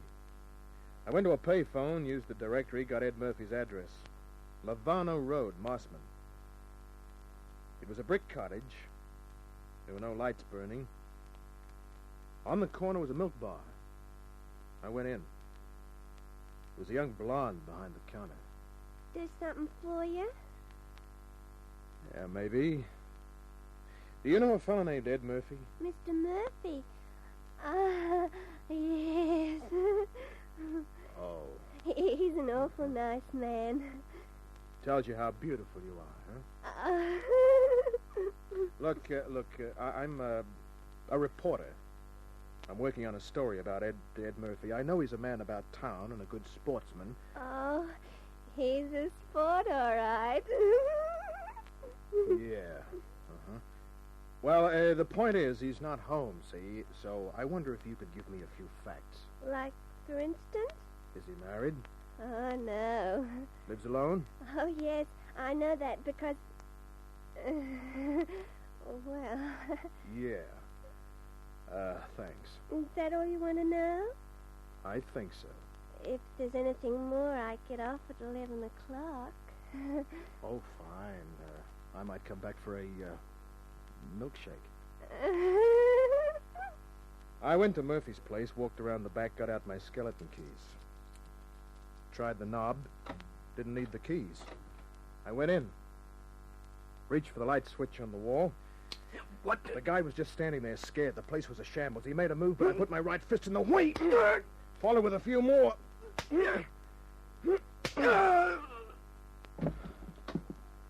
Well, looks like somebody else had the same idea.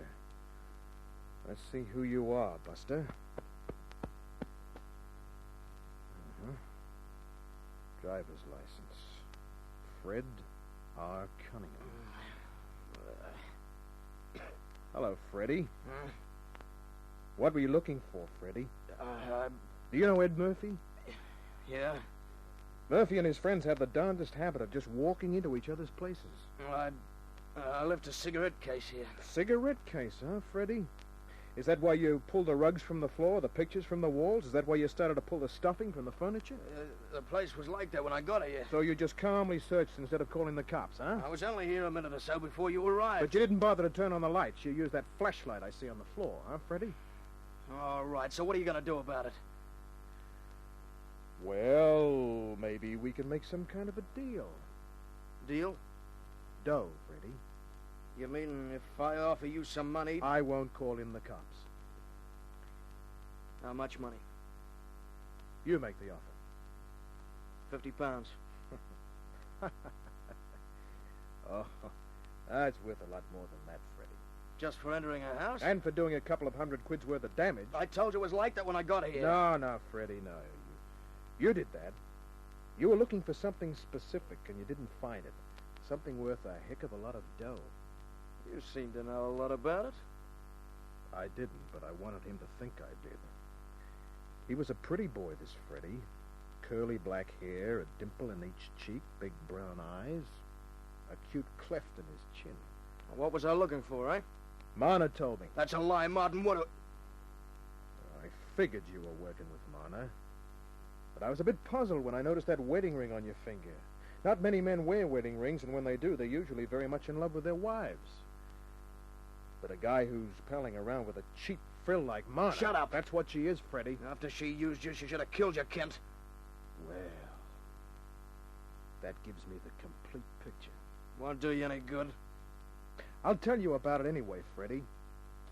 You were in Marna's apartment with Murphy. You stabbed him, panicked, and ran. You phoned Marna and told her what had happened. She saw that you were too upset to... I wonder who's calling Murphy. Why don't you go and see? Yeah, that might be an idea, Freddie. Hello? Hello?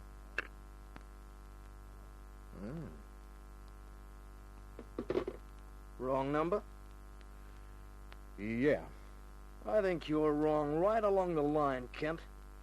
Maybe the cops won't think so. You got nothing at all. I got plenty. To establish a murder, you gotta have a corpse. And you got rid of the corpse after Marna and I dumped it, right?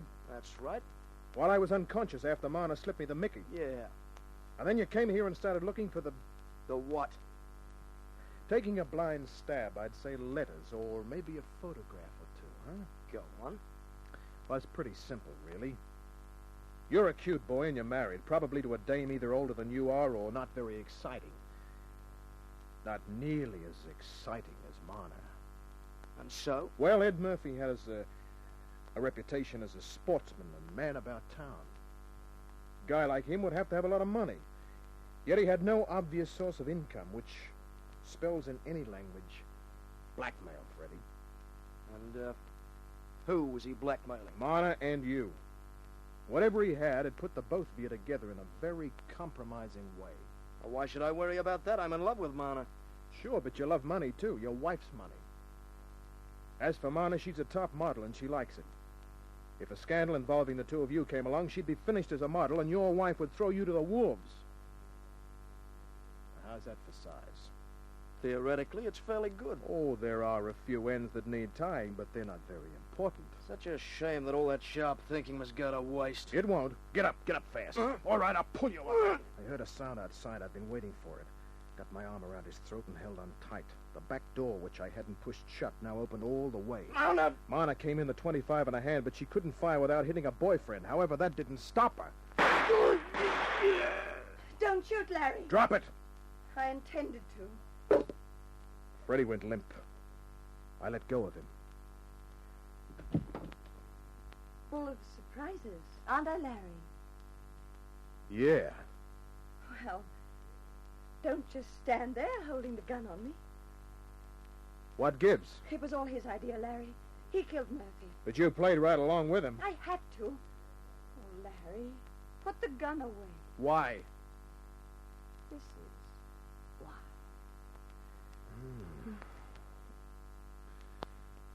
His kisses could never make me feel like this. That was you on the phone, wasn't it? Does it matter? Oh, does anything matter? It was a prearranged thing. You would have phoned to see if everything was okay. Yes. When I heard your voice, I knew what I had to do.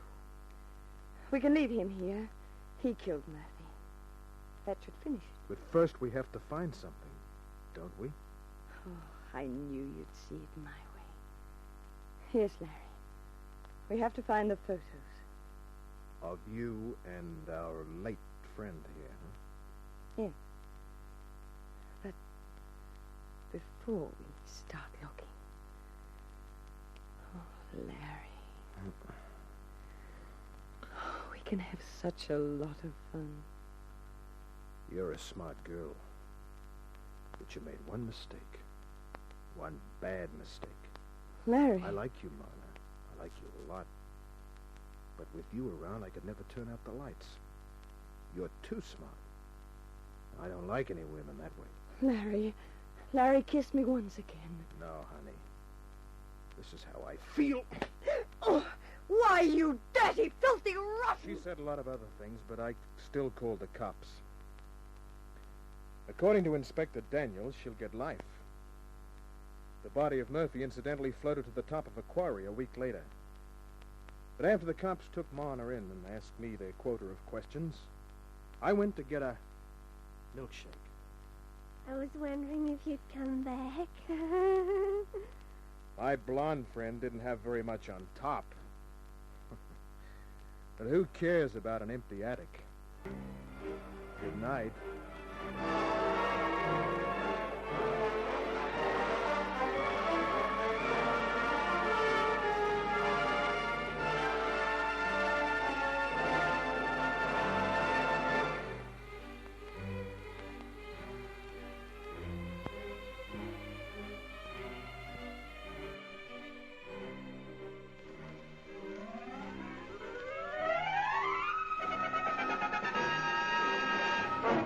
The dame was running just as fast as her beautiful gams would take her.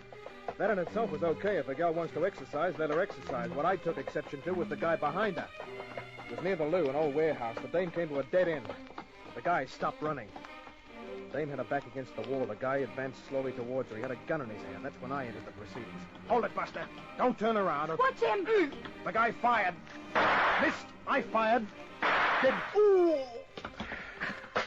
Okay, now let's see what this is all about. Pick up his gun, will you? All right. Oh, my arm. What are you talking about? I only winged you. What's your name, Buster? Haile Selassie. Oh, you ought to go in the amateur hour. Something tells me you're a bit of an amateur yourself. I didn't get his meaning till it was too late. The girl moved around the back of me, and then...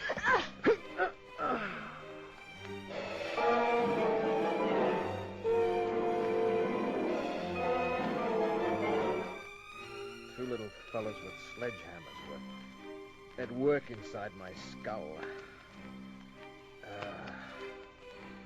I pushed myself to my feet. Stood there swaying for a while. Finally, focused my eyes enough to look at the luminous dial of my wristwatch. 10:20 p.m. I'd been out for at least 5 minutes. The girl and the guy were gone. I couldn't figure it. I didn't like the idea of saving a blonde's life and then have her massage the back of my skull with a gun butt. So I decided to do something about it.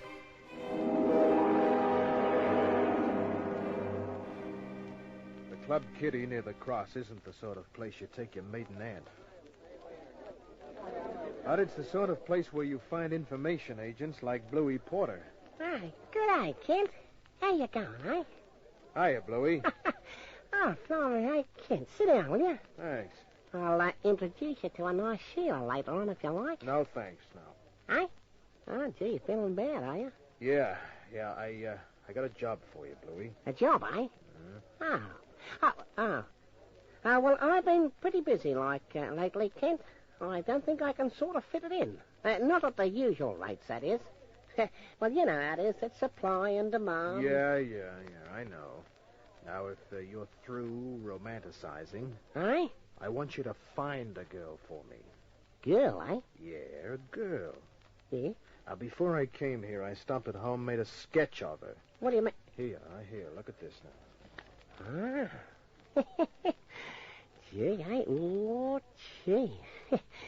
You ain't a bad artist. Well, I think it's a pretty accurate picture, right down to the legs. I'll say. Yeah, right there. You sure you didn't sort of, exaggerate? No, I mean, no. it's a... It's a scale drawing, Bluey. Gee, eh? Oh, what a humdinger. What a bobby dazzler. Ah, gee, no wonder you want to find her. Yeah, well, what's her name? Well, I don't know, but I got to look at the initials on a purse. L.M. L.M.? Gee, that's a help. Blonde, eh? Yeah. Eyes? Blue. Yeah? I figure she's a model or in show business, Bluey. Now, you know a lot of the hangers-on in both rackets. If you mean, Kent, I have associates in both businesses, you're just about right, Kent. Okay. Associates. I'll call them anything you want, but locate that dame. Well, blimey, I've never found her yet, have I? You really want me to answer that? Oh, well, there was once or twice when, due to causes outside my control, Yeah, I had to slap you around. Yes, well, now, about the rates.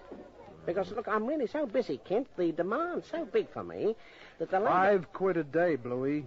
25 when you find her. Eh? So, you find her on the first day, and you've done fine. Yeah, well, thank you very much all the same, but I'm not satisfied with those rates, Kent. Bluey, you remember the time I kept my mouth shut about a little packet of diamonds? Yeah. Well, I've still got a receipt you signed. Eh? Yeah, and customs would very much like now, to... wait a minute. Now, can't you take a joke? You always fly off the handle, don't you? All right, Kent, all right. Just taste it up. Seeing as we're good compers, I'll be magnanimous. I'll take the job at your rates. With, an advance, maybe, eh? Here it comes. You haven't changed much, have you? No, thank you. Here you are. $5. You couldn't make it... No. Okay, Kent, okay.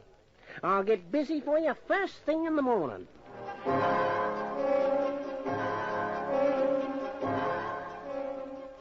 Louis checked by phone in the morning. Then I didn't hear from him for 2 days. Finally, I went to the dirty little tenement where he lived. I knocked on his locked door for a couple of minutes, figuring he might be sleeping off a rum bout, and then... Here, what's all this, eh? What's going on here? Oh, good morning. I'm looking for Bluey Porter. Well, he ain't in. Well, do you have any idea of where he is? That might be according to who's asking. And why? And maybe one or two other things. Well, first, I'm a friend of Bluey's. He was doing a job for me. That's real funny. What is? Anybody being a friend of that rabbit-faced little weasel. Well, we've got a sort of understanding. Anyhow, you see this? Oh, my eyesight's pretty good. That's a quid note. Mm-hmm. Now, you tell me where I can find Bluey, and it's yours. Oh, can't buy much with a quid these days. Well, look. Suddenly it's 2 quid. That's a little better. It's as good as it's going to get. Now, where's Bluey? Surfer's Paradise. Took a plane yesterday morning. Surfer's Paradise? Well, where would he get the dough to go there? All I know is he bought a new suit, paid me a month's rent in advance, phoned for a taxi, and off he went. Even showed me his air ticket. Thanks.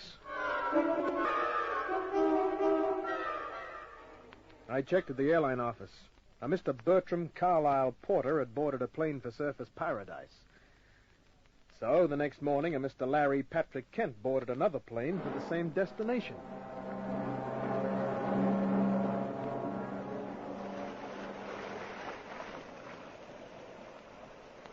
I found Bluey on the beach. He was wearing a pair of bright red trunks with yellow crayfish in the design. I came up behind him. He was pulling at a bottle of rum. The next thing I did made Bluey think one of the crayfish had come to life. Hello, Bluey. Oh, Kent. Well, gee, Kent. Fancy meeting you way up here. Yeah, fancy. Yeah. Never figured on seeing you here. What are you doing way up here, Bluey? Well, I was working so hard, you see, and a bloke should have at least one holiday a year, so, well, you know, here I am. What are you doing up here like, eh? Oh, same thing, more or less. Gee, that's fine, that's fine.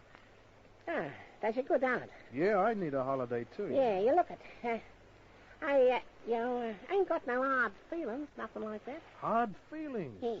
No, Bluey. Now, to prove I feel just like I've always felt about you, I'm going to invite you to my room for a drink. How's that? A drink, eh? Mm-hmm. Yeah, I got a nice bottle of scotch up there. Come on, let's go. Yeah, okay. You know, I always say there's nothing like having a drink with an old cobber. That's what I always say. We walked across the sand, over the road, and into the beachfront hotel. My room was on the 2nd floor. After you, Bluey, old pal. Thanks, Cobb. Gee, real nice little room you got here, isn't it? Yeah, it's not bad. Yeah, they must slug you a bit for it. Hey, you lock on the door, Kent. Mm-hmm. Now I'm putting the key in my pocket. You see? Yeah. Hey, Kent. Don't look at me like that. Now, don't look at me like that. You chiseling little rat. Hey? Who gave you the dough to come up here, Bluey? Why, nobody. I've been saving me money. I've been reading those ads, you know. Quid a week I've been putting away, so I was like... No, don't. Iced it up, Kent. You know I've got high blood pressure. I asked you a question, Bluey. Who paid you to come up here? Well, like I said. I hate to do this, old cobber. No. I'll come out with it then. I sent you looking for a blonde whose initials were LM, and you found her, didn't you? Now, listen, Kent, old cobber, listen, have a bit of a heart. You found her, didn't you, Bluey? Yeah. Oh. No. Okay, no, here wait it is. Wait a minute. Oh, you're an iced tea, tasty. Well, come on, start no, talking. Wait a minute. Fair Dick, I'm telling you the truth. Look, I didn't find the Sheila. No, wait a minute. Don't swing that dirty big leg of mutton at me. Listen, don't lose your head no more, please. But my blood pressure won't stand it. I got varicose veins, and I got spitting headaches, and I got me sinus troubles. Wait a minute, I'll tell you how it happened. Go on. Well, look, a friend of mine in the rag game said he thought the Sheila might be a model, see? So he asked questions for me. And I saw him a few hours later, and, well, he just clammed up on me. He wouldn't say a word. Well, you know, like in the excitement and wanting to do a good job for you. I'm Yeah, always... and your blood pressure, yeah, I know. Yes, and me veins, you know. And your sinus. And me sinus, yes. Thank you. You're very sympathetic. Well, I walked around for a while, you see, and you know what? Somebody followed me. He was a big bloke. Busted nose? Yeah, that's right. That's him. Anyway, he caught up with me, you see. You can still see the red marks under me. Yeah, well, come on, keep talking. Well, after he did me over a little, he pushed me into a black car, and we saw a bloke named Harry Cassidy. The speculator. That's him, which is a good way to say racketeer. Anyhow, Cassidy said, why was I looking for the girl? And I said that it was confidential, and then he let me have it again, and he could punch harder even than that other bloke. Well, I made quite a fight of it for a while. You know, I chucked lefts, right, and... Come on, get to the point. Yeah, well, all right. Well, the point is they forced me to tell them about you. So they give me some dough to come up here and forget about the blonde. They told me to stay up here for at least a month. Did they now? Yeah. Well, we're going to disappoint them, Bluey. Hey? Yeah, we're going down to Sydney. Now, look, Kent. Now, look, I like up here. We're going down. And we're going to see Mr. Harry Cassidy. Yeah, I was afraid of that. You know how we're going to end up, don't you, Kent? How? Ruddy shark bait.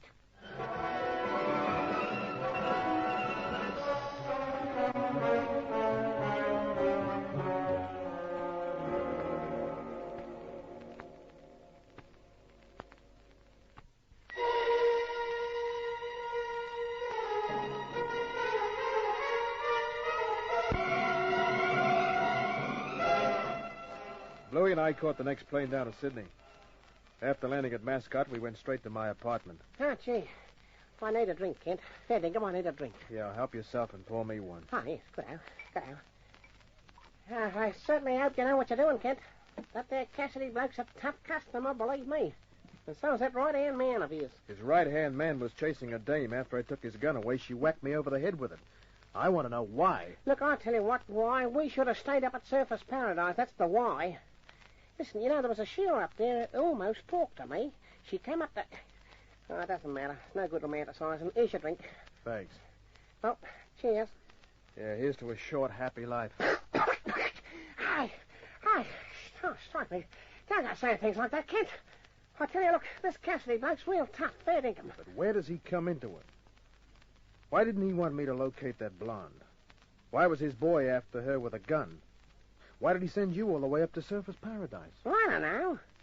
And to tell you the truth, I ain't too interested. Yeah, but you and me, we're going to find out what gives, Bluey. Well, I hope you don't expect me to do no action work like shooting or nothing like that. You see, the trigger finger, I sprained it a couple of months ago, and it ain't never been the same since. It's sort of, you know, like it palpitates all the time. Yeah, I know. Oh, well, thanks. I knew you'd understand, Kent.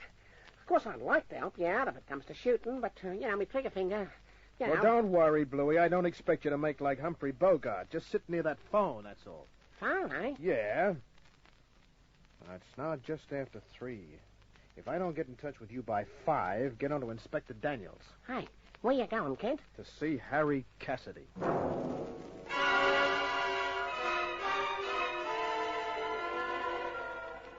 Harry Cassidy had a suite of offices that took up the entire 9th floor of the Metropolitan Building. In the general office were 6 dames, 3 blondes, 2 brunettes, a redhead.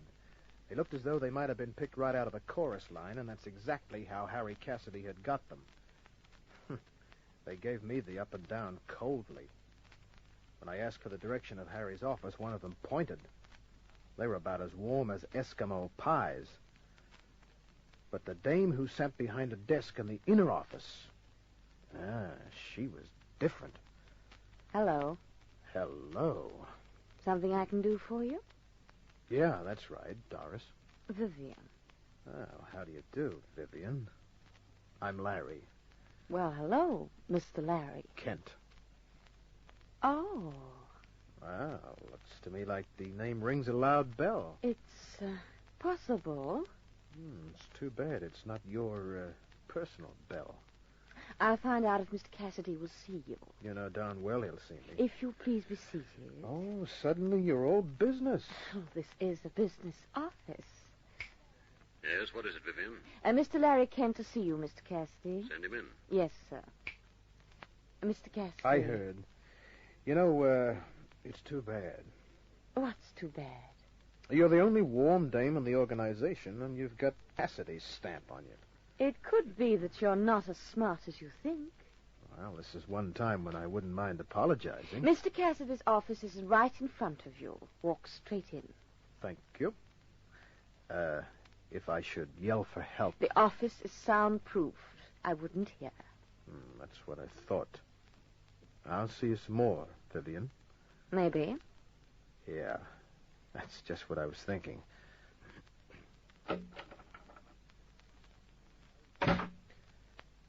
Harry Cassidy sat behind a huge desk. Cassidy was a fashion plate right off the pages of Esquire. He was good-looking in a big-jawed, narrow-eyed way. A movie director would type him as a suave crook. I had another name for him because he peddled dope and there were rumors about white slavery. Well, you look just like your pictures in the paper, Kent. Saw you on the front page a few weeks ago when you got back from the States. I saw your picture once, too. Something about peddling dope to teenagers. Suspicion, Kent, that's all. Suspicion. Which is just another way of saying the cops couldn't prove anything. Did you come here to start an argument? I came here to ask you about the blonde. Blonde? You're the one the guy with the busted nose was chasing. You're not making sense. I hear the guy with the mashed beak is your gun cell. Where'd you get that? Oh, from a little snoop named Bluey Porter. Porter? Oh, come on. Climb down off your horse, Cassidy. You're not fooling anybody. Where's the blonde? I've got a few in the general office. Take your pick. The blonde who slugged me after I saved her life. Sometimes things aren't all they appear, Kent. That's the same as admitting you know about the blonde. Who hired you? Nobody. And keep your nose clean. She slugged me. I don't like being slugged. And I don't like fellas getting in my hair. Oh, you won't get me out as easily as you got Bluey Porter out. Now, look, I don't like trouble. I go far out of my way to avoid trouble. So I'm going to make you an offer. You in the market? Maybe. Keep talking. I'll give you 250 cold to just forget about the blonde. Something tells me 250 isn't nearly enough, Cassidy.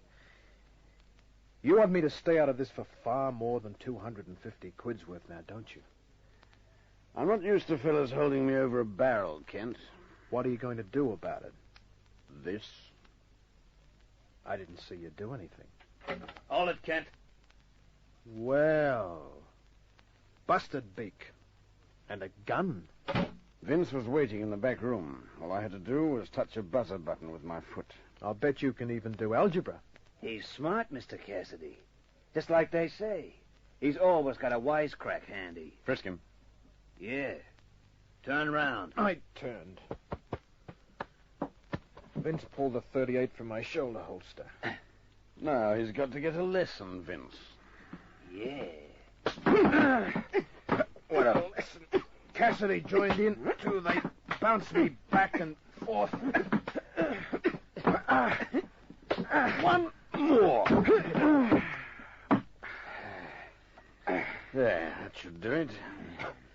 Maybe he hasn't had enough, Mr. Cassidy. Oh, we don't want to mark him up too badly. You're very big-hearted. I told you I don't like trouble, Kent. And here's further proof of it. 250 quid. I'll shove it in your pocket. Now, forget about me and Vince, and forget about Lola.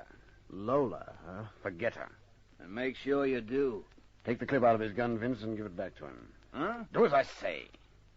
Okay. Here you are, Private Eye. Thanks. Goodbye, Kent. It's been nice meeting you. Yeah. Don't forget to be smart, Kent. So long. Well, that interview didn't last too long. My, your eye is starting to swell. Does Cassidy ever beat you, too? I think you've got the wrong idea, Mr. Kent. Well, don't tell me he keeps you out here because you can actually type. You'd better go before I hit you over the head with the typewriter. I went. When I got home, Bluey was still sitting at the telephone table. There was an empty scotch bottle on the floor. Good night, Kent. Hi, cover. I think I'll get that way, too, Bluey. Huh? Yeah, we'll crack a bottle. Good, I'll crack it. Anything to be searchable with an old cover. Louis's eyes weren't focusing. Oh, where's the He didn't see the beautiful shiner I was sporting, nor the bruises on my jaw. Put the glass. I'll get your glass. He'd forgotten about Cassidy and just about everything else. Sweet Adeline, sweet Adeline. Shut up! I want to think. Oh, gee, think. Yeah, about Cassidy and the blonde. Huh? Hey. Got it. Got what? I looked at my watch. 5:15. I made a phone call. Cassidy? Harry Cassidy? Yeah. Yeah, that'll cost a lot more than usual, Kent. There's 50 in it, Shadow. 50, huh? Okay, Kent. I had a few more drinks with Bluey. He was romanticizing Things again. are really tough in the First War. Yes, sir. There was this machine gun nest, you see, and they asked for volunteers. Sergeant Bluey, the general said, "You're the bravest bloke I ever did see, and I'm putting you in for the DSC. Tommy is doping me in for the DSC." Well, of course, I said real modest like, yeah. Hey, what's that? Larry Kent. Shadow here. Listen, I followed Cassidy from the Metro building. He didn't go to his place. He went to Coogee to a house on Beach Drive. Number 234. Thanks, Shadow. I'll leave you 50 with my landlady, in case something happens to me. A phone call, and a ride in my car, and a back door. A skeleton key job. The third one worked. I walked down a long carpet runner. And then? I think Kent will stay out of it, Lola. If he doesn't, he is really dumb. You shouldn't have got that bee in your bonnet about running out on Mr. Cassidy, Lola. You should have known that nobody runs out on Mr. Cassidy. I had an attack of conscience. I wanted to get out of the rackets. You can't afford a conscience in our business, honey. Once you're in, you stay in. Don't make the same mistake again, or Vince may not bring you back into the fold. All right, I'm over it now. That's the girl. You see, I couldn't let you run out. You know too much about me. I showed how things stood with me when I hit Kent over the head with a gun, didn't I? That's what saved you, honey. If you let Kent have Vince arrested, well, I'd have had to take care of you. Maybe you should have, Cassidy. What? Get him, Vince! I had an extra clip in my apartment, Cassidy. You don't go for the gun. Well, I told him not to. Lola, now you can exercise that conscience of yours. Listen, that'll be the cops I phoned. Better make up your mind. I should have trusted you in the beginning. She talked. She also gave me Vivian's surname. Later, the cops rounded up Cassidy's mob, but I wasn't worried about that. I got Vivian's address from a phone book, took her out to dinner. Then we went to my apartment for some coffee. Hey, Kent, I was just going to... Yeah. Company, eh? Yeah, Bluey. Good night. Hey? Good night. Oh, but wait a minute. Don't. Now, let's see, Vivian. I apologize to you for thinking you couldn't type, and then on the street corner... You did this. Yeah.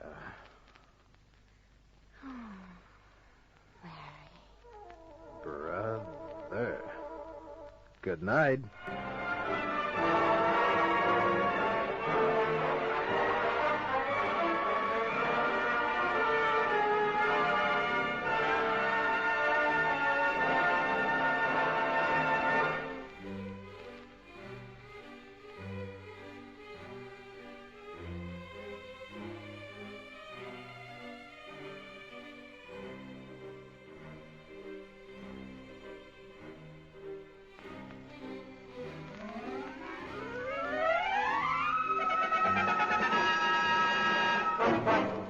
I'm in a funny business, if you can call it a business.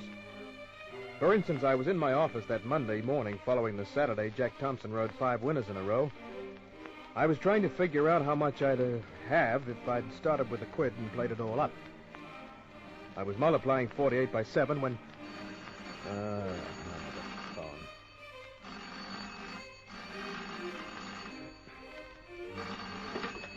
Larry Kent, private investigation. Oh, Mr. Kent, my name is Ashley, Reginald Ashley. Well, am I supposed to know you, Mr. Ashley? Oh, no, not at all, but I would very much like to make your acquaintance. Yeah? For business reasons? Yes, certainly, of course. Well, fine. Come along to my office. To your... look, I'm afraid I can't do that, Mr. Kent. Why not? Well, Mr. Kent, I would rather not explain over the telephone. It's... well, you see, it's a very delicate matter. Mm-hmm. I suppose I must be honest with you. The point is, Mr. Kent, that I'm in great danger. Well, what kind of danger? Well, I'd rather see you personally before I tell you that.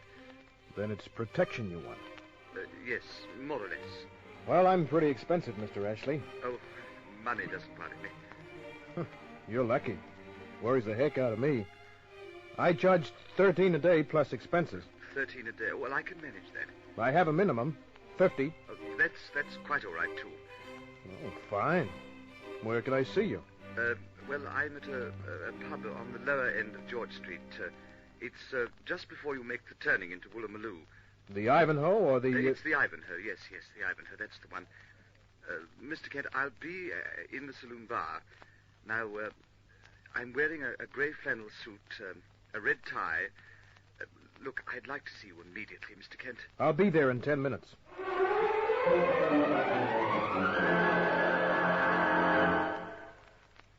The Ivanhoe isn't a bad pub. Lots of artists and writers hang out there. Both dames and guys drink at the bar. When I walked in, it was only 10:30 in the morning. There were two guys at the bar.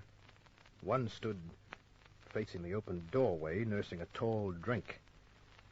Another guy, engrossed in a newspaper, sat at the far end of the bar. The one nursing the drink was my man. I walked up to him. Mr. Ashley? Yes. What would you like, sir? Double scotch, thanks. With, All alone. Yes, sir. Oh, how about you, Mr. Ashley? Oh, well, I'll stay with this, thank you. One double scotch. Mr. Kent, I'd like to buy this for you, if you don't mind. I don't mind at all. Good. Well, what's it all about, Mr. Ashley? Look, I'd rather discuss that in the back room, if you don't mind. Okay. English, aren't you? English. Oh, yes, quite. Double scotch. Oh, thanks. Oh, here you are. You may keep the change. Oh, thank you very much, sir. Well, if you'll take your drink, Mr. Kent, we can go into the back room. There's no one else in there. We can talk. All right, let's go.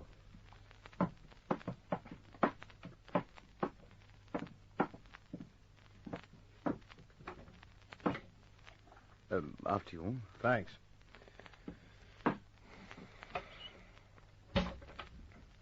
Well, won't you sit down? Oh, yeah. Well, here's luck. What? Oh, yes, of course. The very best. Cheers. Cheers. You're an actor, Mr. Ashley, aren't you? How did you know? Oh, it's not too hard to tell the face of a veteran actor. No, I suppose it isn't. Well, about this danger you're in. Yes. Where's my cigarette holder? Oh, here it is. You like a cigarette? No, thank you. I have some of my own here.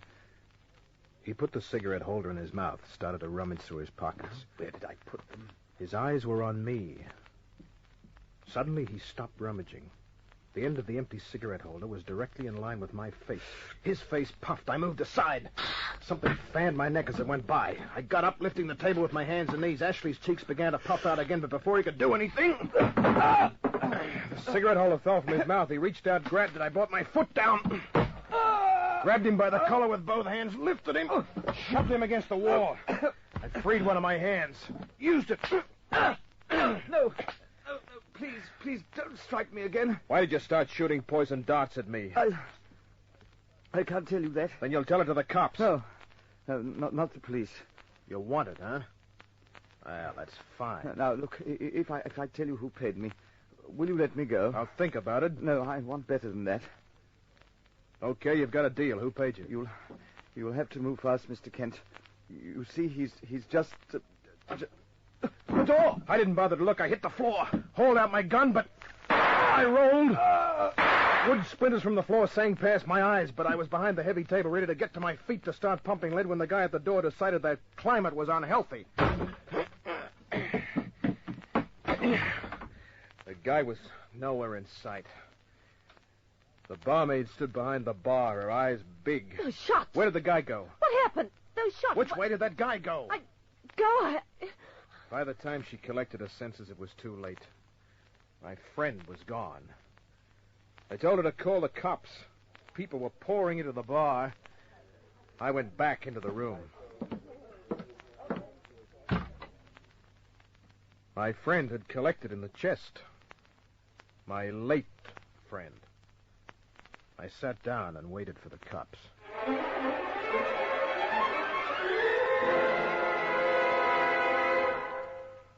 I was at headquarters in Inspector Daniels' office. It was 3 hours later. The fellow's name wasn't Ashley. It was Cobb. He wanted in England for 3 murders. Same type of kill in each case. Poison dart, huh? Yes. Now, Kent, about the fellow who shot Cobb. And threw a slug at me. Or isn't that so important? Who is he? I haven't got the slightest idea. Do you expect me to swallow that? Look, there are times, Inspector, when you could swallow an elephant. Other times you would have trouble with an aspirin. Now, look, Kent... I know what you're getting at. You figure I'm playing Johnny the hero. Well, here's how it happened for the 10th time. The guy called me up, tried to stick me with a poisoned dart. When he missed, the guy who was waiting at the bar kept him from talking with a slug and then tried to do the same job on me. Now, doesn't part of that check with the barmaid? Yeah. Well, she was the one who should have got a good look at the other guy. Well, she didn't. He kept his face behind a newspaper. Well, there it is. Now, do you mind if I go back to the office? There's just one thing, Kent. Don't leave town. I know. So long, Inspector.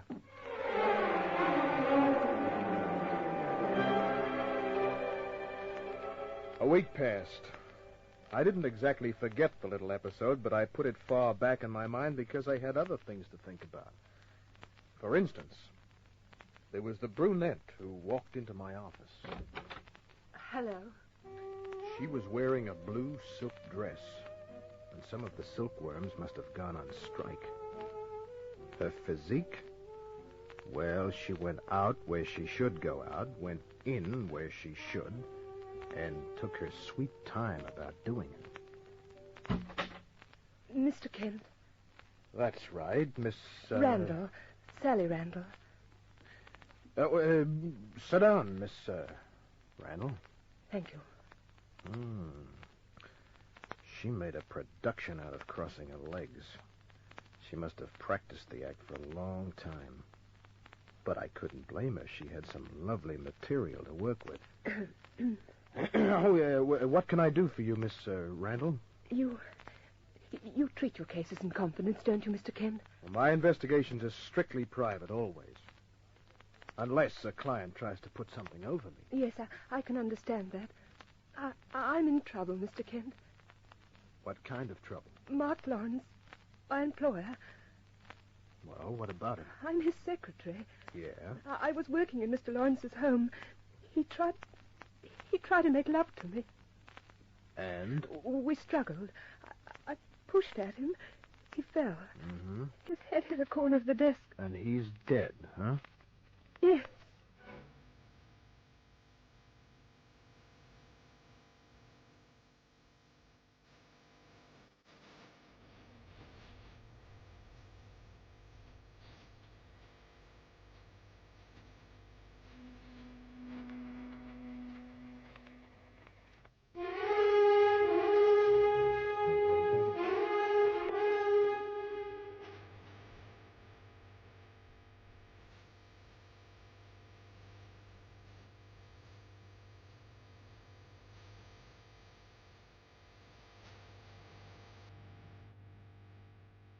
As I said the word dead, Sally Randall broke.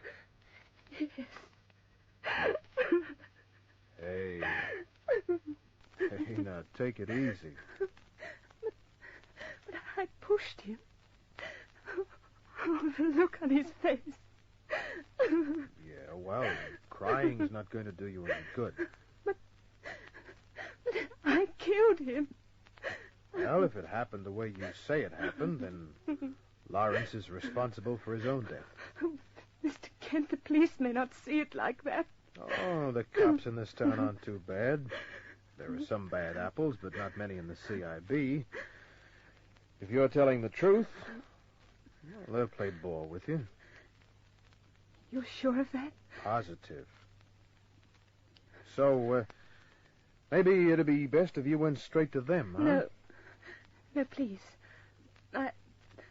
I'd feel much better if you had a look first. The cops won't like it if I beat them to it. You can leave after you've had a look. I'll pay you a good fee. Mm-hmm. You know something? What? You sound almost like a girl who's engineered a nice little murder and wants an expert's opinion. Oh, you don't really believe that? I said you sound like it. But that isn't how it is, Mr. Kent. I'm frightened. Surely I have reason to be frightened. Yeah, I guess you do. Trust me. Oh, please trust me, Mr. Kent. You know, you've got an honest face. And a very beautiful one. Then you'll come with me to the house? Sure, where is it? Coloroy. Okay, let's go.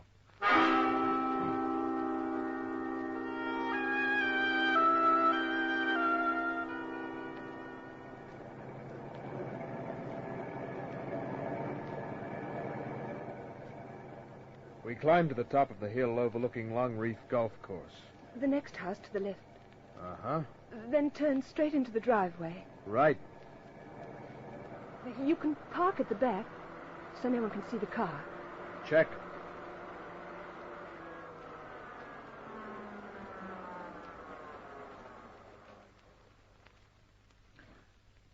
Like to have a cigarette before we go in? No, thank you. You sure you're feeling okay? I've got some brandy in the glove box. I'd rather get this over with. Okay, let's go. We got out of the car, walked along the side of the house,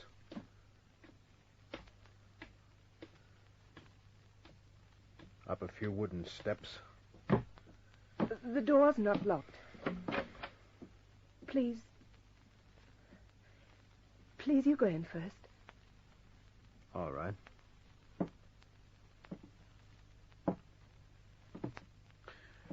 Okay?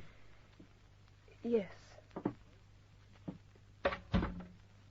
Now, where's the body? In the next room. Straight ahead.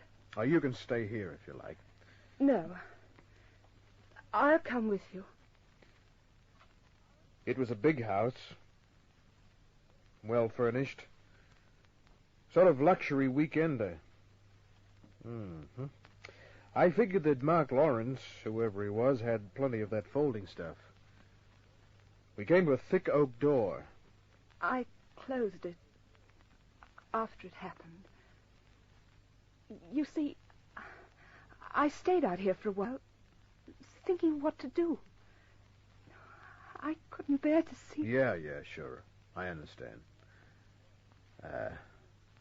I'll go in and have a fast look. You better stay here. No, I have to face it. I'll go with you and show you what happened. Good girl. Well, here goes. We entered the room, and there was the guy. Only he wasn't on the floor, and he wasn't dead. Don't try anything. The guy had a snub-nosed automatic in his hand. It was pointing in the general vicinity of my belt buckle. I glanced at Sally. She seemed surprised. Mr. Kent, You don't kill them very dead, do you? Good actress, ain't she? Yeah, wonderful. We should have used a woman in the first place. I don't like the idea of making use of that Tommy. Oh. So this is the tail end of that, huh? That's right, Kent. Uh-huh. Well, what have you got against me? I never saw you before in my life. I've got nothing against you. I'm just a bloke who works for a living. Like our friend Sally here. You said this was just supposed to be a practical joke. Yeah, that's what I said. Fooled you both. You see, after the Pommy bungled it, Kent, Arnsworth said he'd leave it in my hands. Arnsworth? Yeah. Phil Arnsworth. You remember Phil, don't you? I remembered Phil. He came into one of my first Australian cases. Because of me, he was sent up for 10 years. Time goes fast, doesn't it, Kent? And Phil pushed those years ahead a little bit. He was a real good boy in jail. They took almost 2 years off his sentence. How much is Phil Arnsworth paying you, Joe? The name's Sid, and he's paying me plenty. More than you could offer, Kent, so forget about trying to make a deal. As for you, lady, you shouldn't have answered that ad in the paper for an actress. He told me it was to be a practical joke, Mr. Kent. Oh, I should have seen through it. Yeah. What are you going to do with her, Sid? Seems like there's only one thing to do. I guess Arnsworth will leave that to me. And he broke this gun in once. On the Pommy. Ah, so you were the guy behind the newspaper at the Ivanhoe Hotel, huh? That's right. Arnsworth is going to be here in about an hour. He'll want to take care of you personally, Kent. Yeah, but why do you have to kill the girl? She hasn't done anything. Oh, she's just unlucky, that's all. Now turn around, Kent, so I can take your hardware, and don't try anything. If you do, I'll put a bullet in your back and apologize to Phil later. He didn't give me a chance to do anything. The muzzle of his automatic was pressed into my back as he frisked me with his left hand. He took the .38 from my shoulder holster, penknife from my pocket, and stepped away. Okay. You can go down to the cellar and wait for Phil. Won't do you no good to look for a way out, either. There's only a small barred window and that door. And I'll be sitting on this side of the door with 2 guns. Get moving.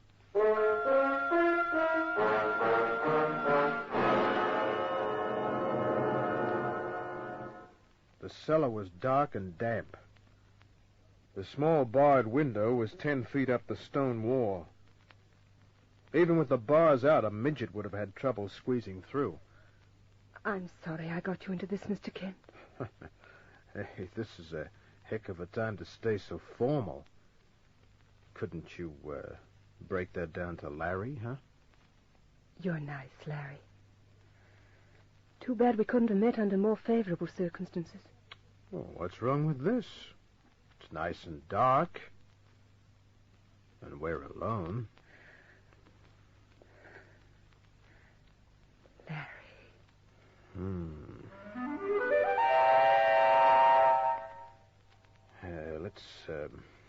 Let's try that again. Mm. Hey. What's wrong? Hey, that piece of costume jewelry you're wearing. A jeweled knife. Yeah. A jeweled knife. Unpin it, Sally. Why? I'll show you in a minute. I bumped into a broom a while ago. Yeah, here it is. Now, I'll just snap the broom part off. There. What are you going to do with it? Well, next, I'm going to pull out some of this old phone wire, take off the insulation, and then I'm going to fasten that ornamental knife to the end of the broomstick. And then later on, I might get a chance to show you how good I was at college as a javelin thrower. Stripping the insulation from the wire was hard work. The ornamental knife wasn't sharp, of course, so I couldn't use that. I used my teeth. Finally, I had a few feet of bare wire. I fastened the ornamental knife as tightly as I could. None too soon, either. The door at the top of the stairs opened. The cellar light was switched on. Stay up here, Sid. Right. Stand near the wall, Sally, so he doesn't see that homemade javelin. All right, Larry.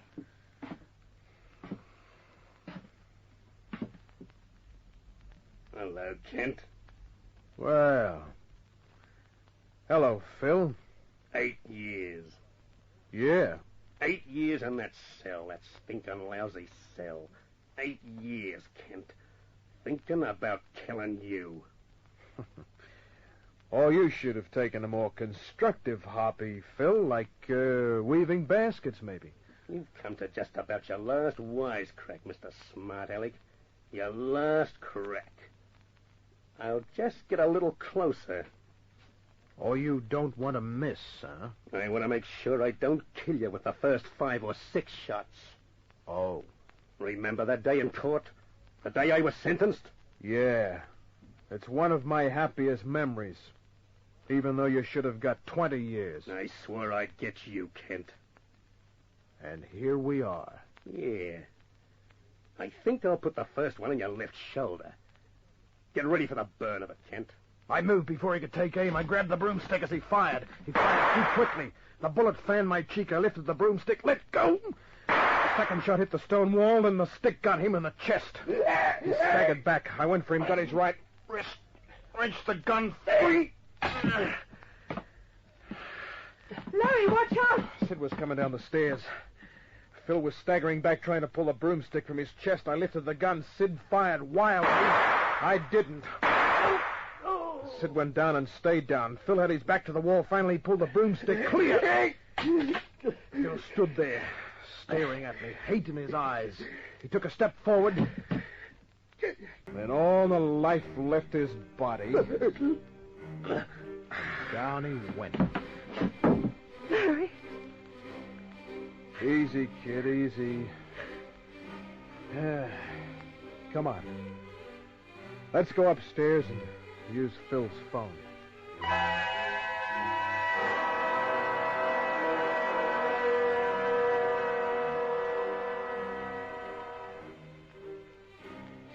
Well, the cops were very happy.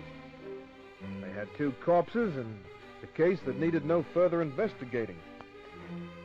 When the newspaper boys came, I let the cops take a lot of bows. Inspector Daniels was very grateful. He let me go just before 9 o'clock. And Sally went with me. You see, that's why I was so cooperative with the boys in blue. You see...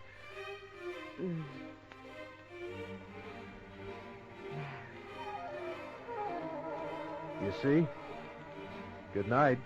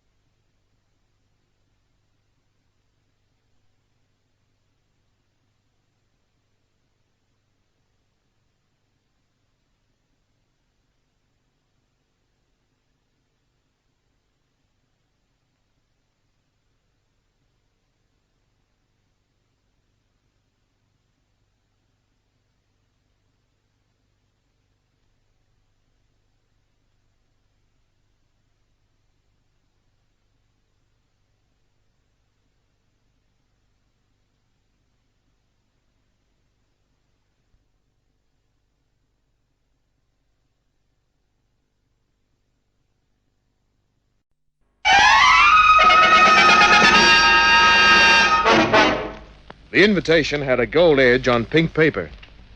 The lettering was black. The words went, "You are cordially invited to an unveiling of George's fashions for the future." Then it gave the date and a street address. George was one of the bigwigs in the women's fashion game. If he had a surname, he discouraged the use of it. Just plain old George with a French accent, thank you. I had no idea why George sent me an invitation, but as I had the time on my hands, I went along. I was early. So were the 50 or so people in the display room. Most of them were old ducks, and some had their husbands along. One of the husbands, a little Casper milk toast of a man, came over to me with 2 drinks in his hand. Have one? Oh, thanks. Triple scotch. Who are you trying to forget? Not who. All this. Cheers. Cheers. Don't you like fashion shows, huh? Hate them. My wife drags me along. That's her over there, with the peacock feathers in her hat. Oh. Yes. I feel the same way.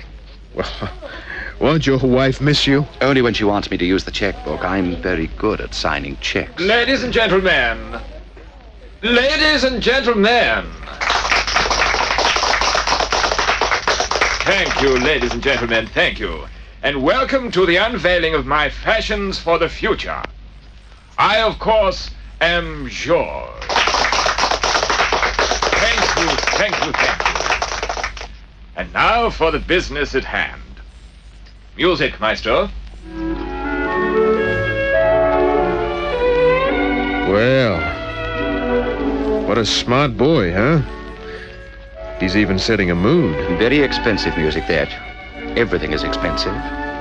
If George smiles at you, it's time to reach for the checkbook. Now, my dear friends, we are ready for the big moment. First, my creation for evening wear. I have called this creation Blue of Dawn. Here we are. Oh, lovely.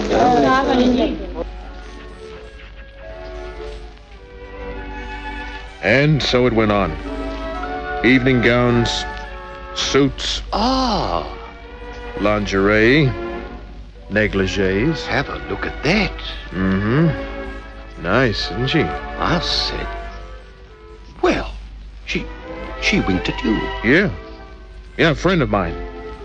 I had no idea she'd be modeling here today. What's her name? If I'm not being too bold. Marla Newton. Very nice. Charming. Such beautiful eyes. We were standing near the platform at the extreme end. Marna came along the platform. Larry. Why, she's talking to you. Yeah. What is it, Marna? See you after the fashion show? Sure. Coffee shop next door. Mm-hmm. I want to have a talk with you. Right. Well, I wouldn't mind going to fashion shows if that's what happened to me. Look, I think your wife is signaling for you. Oh, dear. She probably wants to buy the negligee your friend is modeling. I'm sure they won't have it in my wife's size.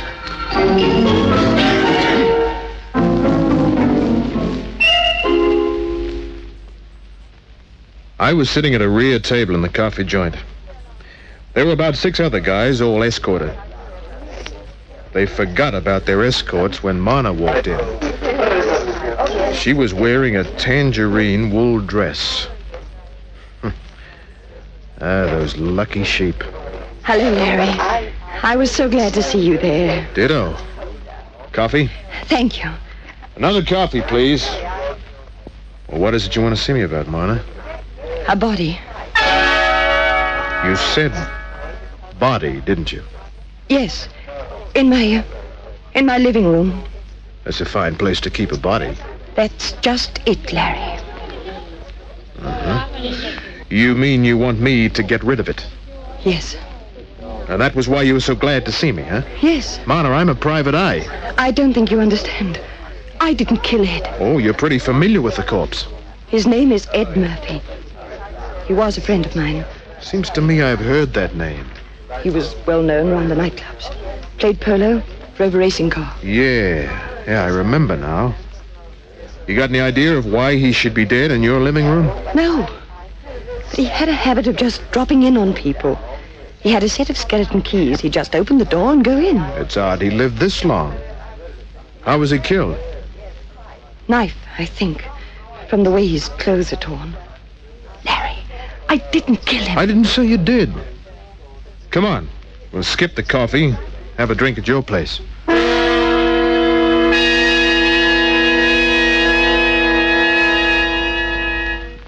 Marna was a model in the upper brackets, and her Potts Point apartment looked like it. Everything was expensive. Everything was just right. Except, of course, the guy on the rug. He'd been stabbed all right, at least a dozen times. Look, I didn't see that when I came in. The knife, half under the lounge. Kitchen knife. Yours? Yes. Don't touch it. Don't worry, I won't. Oh, I'm scared, Larry. So scared. Hey. Hold on to me. Well, sure. Oh, if you hadn't been at the fashion show, I don't know what I'd have done. When did you find him? Just before the fashion show. I'd been out all morning getting fitted for the show. Why didn't you go to the cops? I was too frightened. You see, Ed and I were once very friendly. We broke up after quite an argument. Of all places, we had the argument at a nightclub. How long were you there getting fitted? From 9 till about 1:30. It's now 4. Why should it matter what time it is? Because from the feel of this guy's hand and because of other things, I'd say he'd been dead for about 6 hours. Can you prove you were at the fashion show all morning? Oh, yes. Then you've got nothing to worry about. You're in the clear. We might as well get the cops. No, Larry. Why not? Larry, I'm a well-known fashion model. If this got out, my career would be finished. People in the business are very conservative. Well, it's a bad break, Marna, but there's nothing we can do about it. It'd mean starting all over again in some other business. I just couldn't face that, Larry. Sorry, I'm going to use the phone. Put it down, Larry. It's got to be this way. Oh, just put it down for a moment. Please. Please. Well, make it fast. If you help me, Larry, I'll do anything. Don't worry, I'll help you after I get the cops. I didn't mean that kind of help. Oh? What kind do you mean? Get rid of the body for me. I don't think you quite understand. You see, I'm a very appreciative sort of girl. Are you? Mm-hmm. Very. You're, wrinkling my tie. Larry. Oh, what's a wrinkled tie? Come here.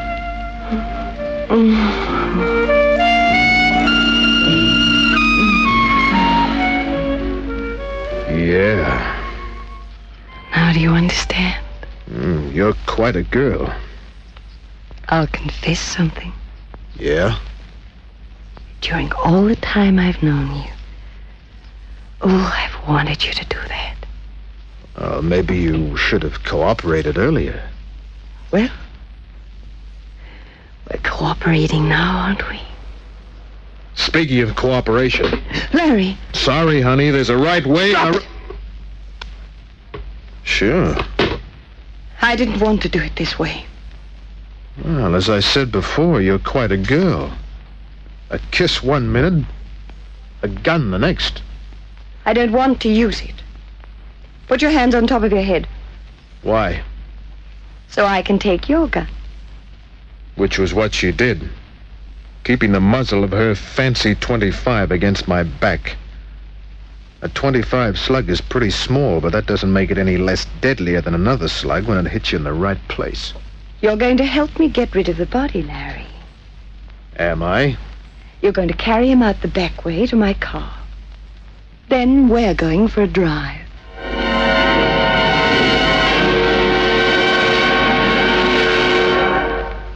I got the body to the car without anybody seeing me.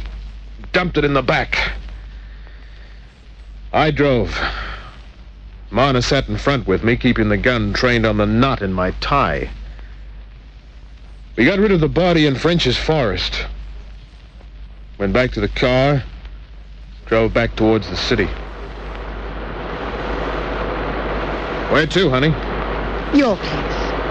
You can give me a drink. Well, that was what happened. She even poured the drinks herself, keeping her gun on me all the while. She took her drink, backed away. I took mine. I was out of scotch, so it was neat Irish whiskey. Here's luck, Larry. You're going to need it. Not thinking of turning me in, are you? If I said I was going to turn you into the boys in blue, would you shoot me? I'd very much dislike to. Oh, a record player. Mm-hmm. Loaded, too. Mind if I turn it on? Go right ahead. Thank you. I'll just sit down and look at you.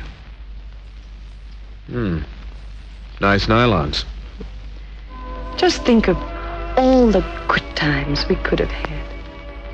But not now, huh? Well, you're going to be very angry with me. I don't get you. I don't get you one bit. I've got you wondering, haven't I? Yeah. Are you just having fun, waiting to put a slug in me? Larry. I wouldn't dream of doing anything like that. Well, what comes next? What do you mean? Well, you're not just going to sit there all night looking at me. Why not? You know, you have an interesting face. Far from perfect, of course. Scar here and there. A rugged, tough face. Yeah. What's the matter, Larry? My head was pounding. I looked at her. She was smiling. Then her face blurred. Headache, Larry? Perhaps it was the Irish whiskey. Whiskey? You didn't see me put the drops in it, did you? Poison. Don't try to get up. You're helpless. See? You can't even move your arms. Oh, you. I was just about out. She got to her feet. But to me, she was a blur of movement. She went to the phone. Then I couldn't see anymore. The last thing I heard was...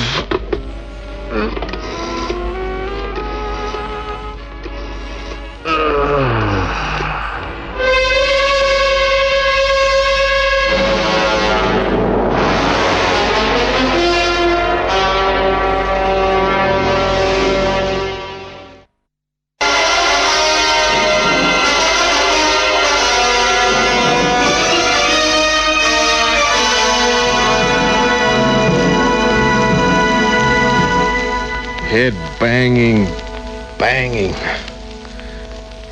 I opened my eyes. Pain lashed at my skull. I was on the couch. I pushed myself up, staggered, grabbed the table, went over. I lay on the floor, cheek pressed against the carpet. And then suddenly it hit me. Couldn't have been poison in the whiskey. Finally, I crawled to the bathroom on my hands and knees, turned on the shower, crawled into the shower cubicle, clothes and all. The cold needles of water stabbed life into me, peeled off my clothes,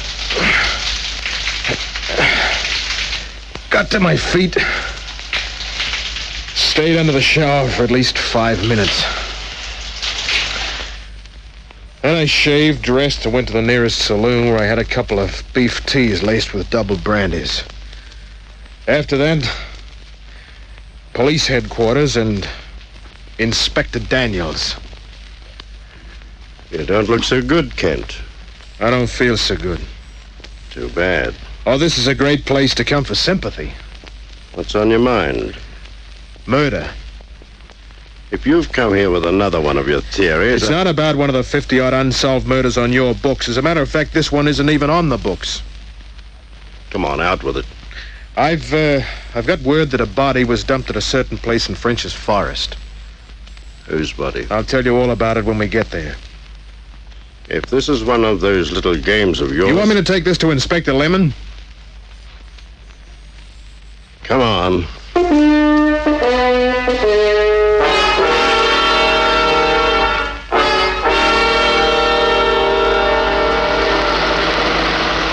Turn off the road on that clay patch. Yeah.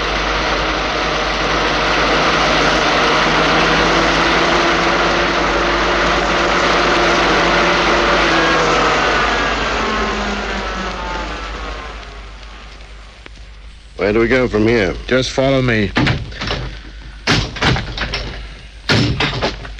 Yeah, straight this way.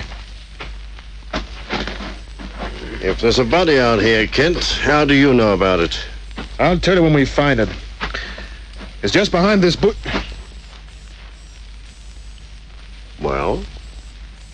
Well, it was supposed to be just here. Ah. It was supposed to be, eh? Yeah. And where is it now? Oh, I haven't got the slightest idea. Kent, your license comes up for renewal next month. Yeah? And do you know who's going to write a nasty little letter to the commissioner? Yeah. Ever done much hitchhiking, Kent? So long, Inspector.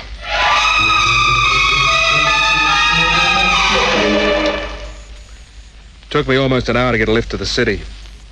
I went to a payphone, used the directory, got Ed Murphy's address. Lavano Road, Mossman. It was a brick cottage. There were no lights burning. On the corner was a milk bar. I went in. There was a young blonde behind the counter. Do something for you? Yeah, maybe. Do you know a fellow named Ed Murphy? Mr. Murphy? Yes. Oh. He's an awful nice man. Tells you how beautiful you are, huh? Look, I'm a reporter. I'm working on a story about Ed Murphy. I know he's a man about town and a good sportsman. Oh, he's a sport, all right. Yeah. Uh-huh. Well, the point is, he's not home, see? So I wonder if you could give me a few facts. Like, for instance? Is he married? Oh, no. Lives alone? Oh, yes, I know that because... well... Yeah. Thanks. Is that all you want to know? I think so. If there's anything more, I get off at 11 o'clock. Oh, fine. I might come back for a, milkshake. I went to Murphy's place, walked around the back, got out my skeleton keys. Tried the knob. Didn't need the keys. I went in. Reached for the light switch on the wall. What? The guy was just standing there scared. The place was a shambles. He made a move, but I put my right fist in the way. Followed with a few more.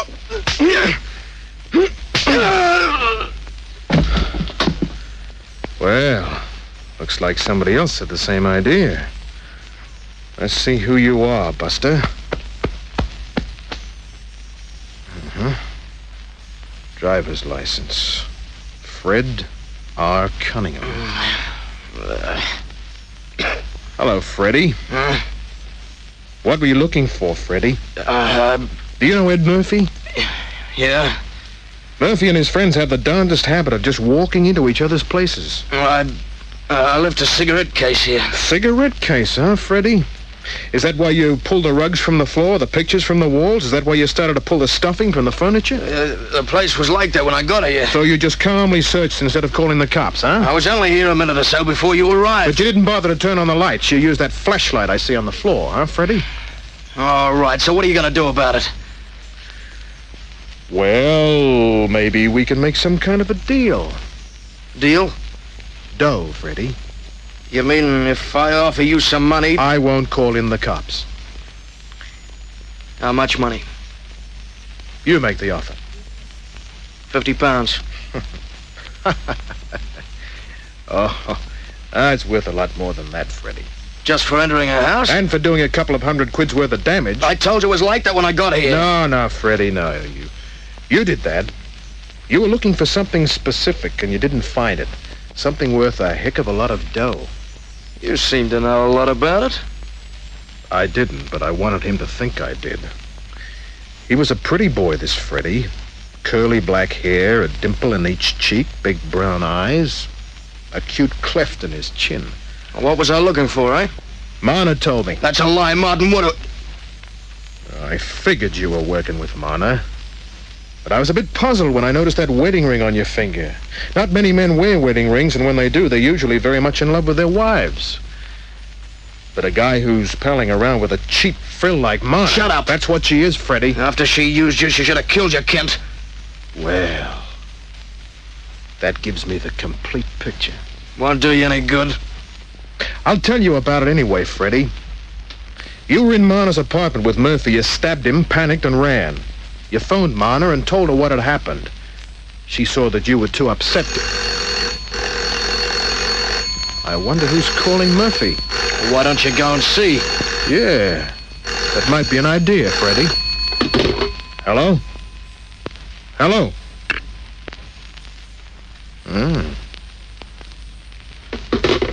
Wrong number? Yeah. I think you were wrong right along the line, Kent. Maybe the cops won't think so. You got nothing at all. I got plenty. To establish a murder, you gotta have a corpse. And you got rid of the corpse after Marna and I dumped it, right? That's right. While I was unconscious after Marna slipped me the Mickey. Yeah. And then you came here and started looking for the... The what? Taking a blind stab, I'd say letters, or maybe a photograph or two, huh? Go on. Well, it's pretty simple, really. You're a cute boy and you're married, probably to a dame either older than you are or not very exciting. Not nearly as exciting as Marna. And so? Well, Ed Murphy has a reputation as a sportsman and man about town. A guy like him would have to have a lot of money. Yet he had no obvious source of income, which spells in any language blackmail, Freddie. And, who was he blackmailing? Marna and you.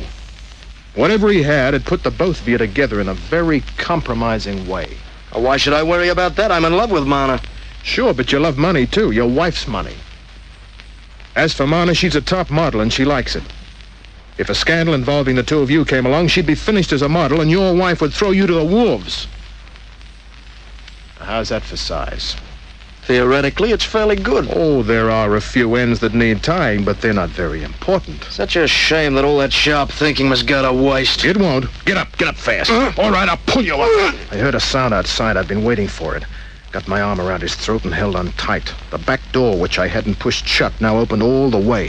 Marna came in the 25 in a hand, but she couldn't fire without hitting her boyfriend. However, that didn't stop her. Don't shoot, Larry. Drop it. I intended to. Freddie went limp. I let go of him. Full of surprises, aren't I, Larry? Yeah. Well, don't just stand there holding the gun on me. What gives? It was all his idea, Larry. He killed Murphy. But you played right along with him. I had to. Oh, Larry, put the gun away. Why? This is why.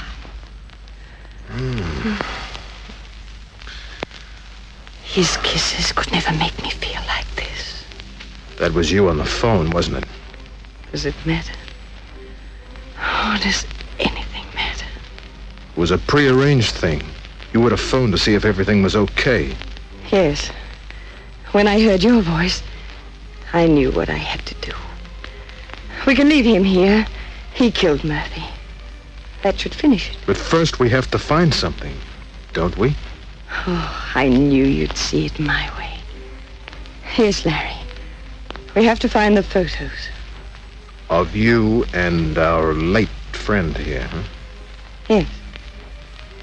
But before we start looking... Oh, Larry. Oh, we can have such a lot of fun. You're a smart girl. But you made one mistake. One bad mistake. Larry. I like you, Marna. I like you a lot. But with you around, I could never turn out the lights. You're too smart. I don't like any women that way. Larry, kiss me once again. No, honey.